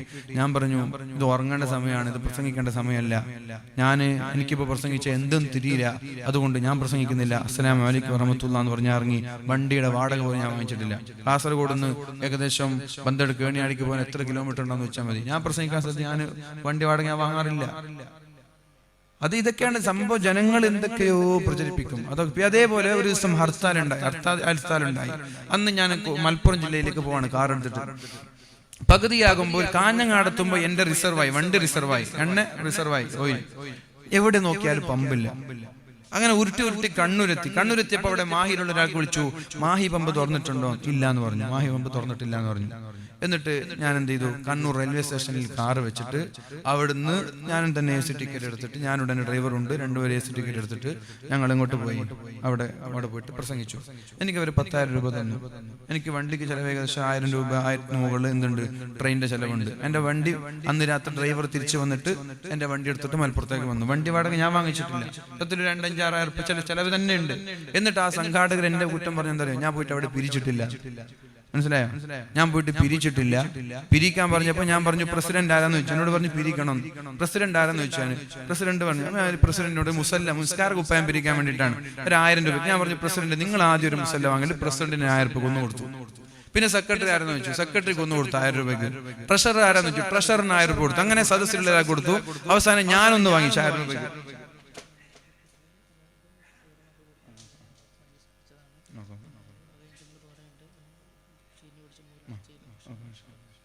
അപ്പോൾ ഞാൻ 1000 രൂപയ്ക്ക് ഞാനൊരു നിസ്കാര കുപ്പായം വാങ്ങിച്ചു. എന്റെ ഡ്രൈവർ കൂടെ വന്ന് അയാൾ ഒരു 1000 രൂപ വെച്ചു. എന്നിട്ട് അത് കഴിഞ്ഞിട്ട് അവരെന്താ പറഞ്ഞത്, നമുക്കെതിരെ ആരോപണങ്ങൾ. അപ്പൊ നമ്മുടെ സയ്യിദ് അവർകൾ മന്ത്രിച്ച അല്ലെ മജ്ലിസ് നൂറിൽ വെച്ച് മന്ത്രിച്ചും അതിവിടെ ഉണ്ടായിരുന്ന ഒരു തേന് നിങ്ങളുടെ സമീപത്തേക്ക് വരും. പെണ്ണുങ്ങളുടെ അടുത്തേക്ക് ആണുങ്ങളുടെ അടുത്തേക്കൊക്കെ വരും. ഇൻഷാ അല്ലാഹ് ഒരു 200 രൂപ വെച്ചിട്ട്, 200 ചെറിയ സംഖ്യയാണ്, 200 രൂപ വെച്ചിട്ട് ഇൻഷാ അല്ലാഹ് എല്ലാ ആളുകളും അത് വാങ്ങണമെന്ന് വളരെ സ്നേഹത്തോടെ പറയാം. അതുകൊണ്ട് ഞാൻ പറയുന്നത് സംഭവങ്ങൾ ഇങ്ങനെയൊക്കെയാണ്. ആളുകൾ പലതും പറയും. ആളുകൾ പറയുന്നൊന്നും കേട്ടൊരു കാര്യമില്ല. ആളുകൾ പലതും പറയുന്നു പറയാൻ കാരണം എത്രയോ സംഭവങ്ങൾ നിങ്ങൾക്ക് അറിയാം. ആളുകൾ അന്തം കുന്തും ഇല്ലാത്തൊരു വിഷയങ്ങളാണ് പലതും പറയുന്നത്. ഒരു വിവരം ഉണ്ടാവില്ല, അതിനെക്കുറിച്ച് ഒരു ഐഡിയ ഉണ്ടാവില്ല. അതൊന്നും വിശ്വസിക്കുകയും ചെയ്യാം നിങ്ങൾ ആരെന്ത് പറഞ്ഞാലും. അപ്പൊ ഏതായാലും ഇൻഷാ അല്ലാഹ് പറഞ്ഞ മൈക്കൊക്കെ വളരെ ഉഷാറായിട്ടുണ്ട്. നല്ല മൈക്കാണ്. അൽഹംദുലില്ലാഹ്, അല്ലാഹു അദ്ദേഹത്തിന് ആഫിയത്ത് ആരോഗ്യം കൊടുക്കട്ടെ. ഇൻഷാ അല്ലാഹ് ഞാൻ എന്റെ വാക്കുകൾ ഉപസംഹരിക്കുകയാണ്. തേന് സ്ത്രീകളുടെ ഭാഗത്തും അതുപോലെ പുരുഷന്മാരുടെ ഭാഗത്തൊക്കെ തേന് വരും. അപ്പൊ എല്ലാവരും അത് വാങ്ങുക. എന്നിട്ട് ആത്മാർത്ഥമായിട്ട് നിങ്ങളൊരു 11 ഫാത്തിഹ ഓതിട്ട് ഊതിക്കോളൂതിൽ. 11 ഫാത്തിഹ എന്ന് പറഞ്ഞാൽ എല്ലാ രോഗത്തിനൊക്കെ ശിഫയാണ്. നിങ്ങൾ തന്നെ ആത്മാർത്ഥമായി വുളൂഅൊക്കെ ചെയ്തിട്ട് നല്ല ഇഖ്ലാസോട് കൂടി ഒരു 11 ഫാത്തിഹ ഓതി അതിലേക്ക് മന്ത്രിച്ചൂത. എന്നിട്ട് ശിഫ കിട്ടുമെന്നുള്ള ഉറച്ച ഉറച്ച വിശ്വാസത്തോടു കൂടി കുടിക്കുക. ഇൻഷാ അല്ലാഹ് നിങ്ങളുടെ എല്ലാ അസുഖങ്ങൾക്കും അല്ലാഹു ശിഫ നൽകട്ടെ. അപ്പോൾ നമ്മൾ അമൽ ചെയ്യുന്നതിനനുസരിച്ച് അല്ലാഹു തആല നമ്മൾക്ക് മഹത്വങ്ങളും സന്തോഷവും നൽകും. രാവിലെ എണീച്ച് ഈ ദിക്ർ ചൊല്ലി സുബഹി നിസ്കരിക്കാൻ വേണ്ടി തഹജ്ജുദ് നിസ്കരിക്കുക. ഒരു മനുഷ്യന്റെ രാവിലെ എങ്ങനെയാവണമെന്ന് ഞാൻ നിർത്തുകയാണ്. ഇൻഷാ അല്ലാഹ് ഒരു മിനിറ്റ് കൊണ്ട് ഞാൻ ഓടിച്ചു വിടാം. രാവിലെ എങ്ങനെയാവണം നമ്മുടെ രാവിലെ ഒരു ദിവസം എങ്ങനെയാവണം? തഹജ്ജുദ് നിസ്കരിക്കാൻ നമ്മൾ എണീക്കണം. എന്നിട്ട് തഹജ്ജുദ് നിസ്കരിച്ച് സുബഹി വരെ ഖുർആൻ ഓതുകയും ദുആ ചെയ്യുകയും വേണം. സുബഹി നിസ്കാരം വീട്ടിൽ വെച്ച്, സുന്നത്ത് നിസ്കാരം വീട്ടിൽ വെച്ച് പുരുഷന്മാർ നിസ്കരിച്ച് ജമാഅത്തിന് വേണ്ടി പള്ളിയിൽ പോകണം. സ്ത്രീകൾ വീട്ടിൽ വെച്ച് നിസ്കരിക്കണം. അത് കഴിഞ്ഞാൽ സൂര്യനുദിക്കുന്നത് വരെ കിടന്നുറങ്ങാൻ പാടില്ല. സൂര്യനുദിക്കുന്നവരെ കിടന്നുറങ്ങാൻ പാടില്ല. ളുഹാ നിസ്കരിക്കുക. പിന്നെ ളുഹറും അസ്റും മഗ്രിബും ഇശാഅൊക്കെ ജമാഅത്തായി പള്ളിയിൽ പോയി സുന്നത്ത് ശേഷമുള്ളതൊക്കെ വീട്ടിൽ വെച്ച് നിസ്കരിച്ച് മഗ്രിബ് കഴിഞ്ഞാൽ മുൽക്കും വാഖിഅയും യാസീനൊക്കെ ഓതി ഹദ്ദാദിൽ എല്ലാവരും പങ്കെടുത്ത് നല്ല വുളൂഅൊക്കെ ചെയ്തിട്ട് നേരത്തെ കിടന്നുറങ്ങുക. ഈ ഒരു ചിട്ട എന്നും നമ്മുടെ ജീവിതത്തിൽ പകർത്തുക. അല്ലാഹു റബ്ബ് സുബ്ഹാനഹു വ തആല തൗഫീഖ് നൽകട്ടെ എന്ന് മാത്രം ദുആ ചെയ്ത് ഞാൻ എൻ്റെ വാക്കുകൾ സംഹരിക്കുകയാണ്.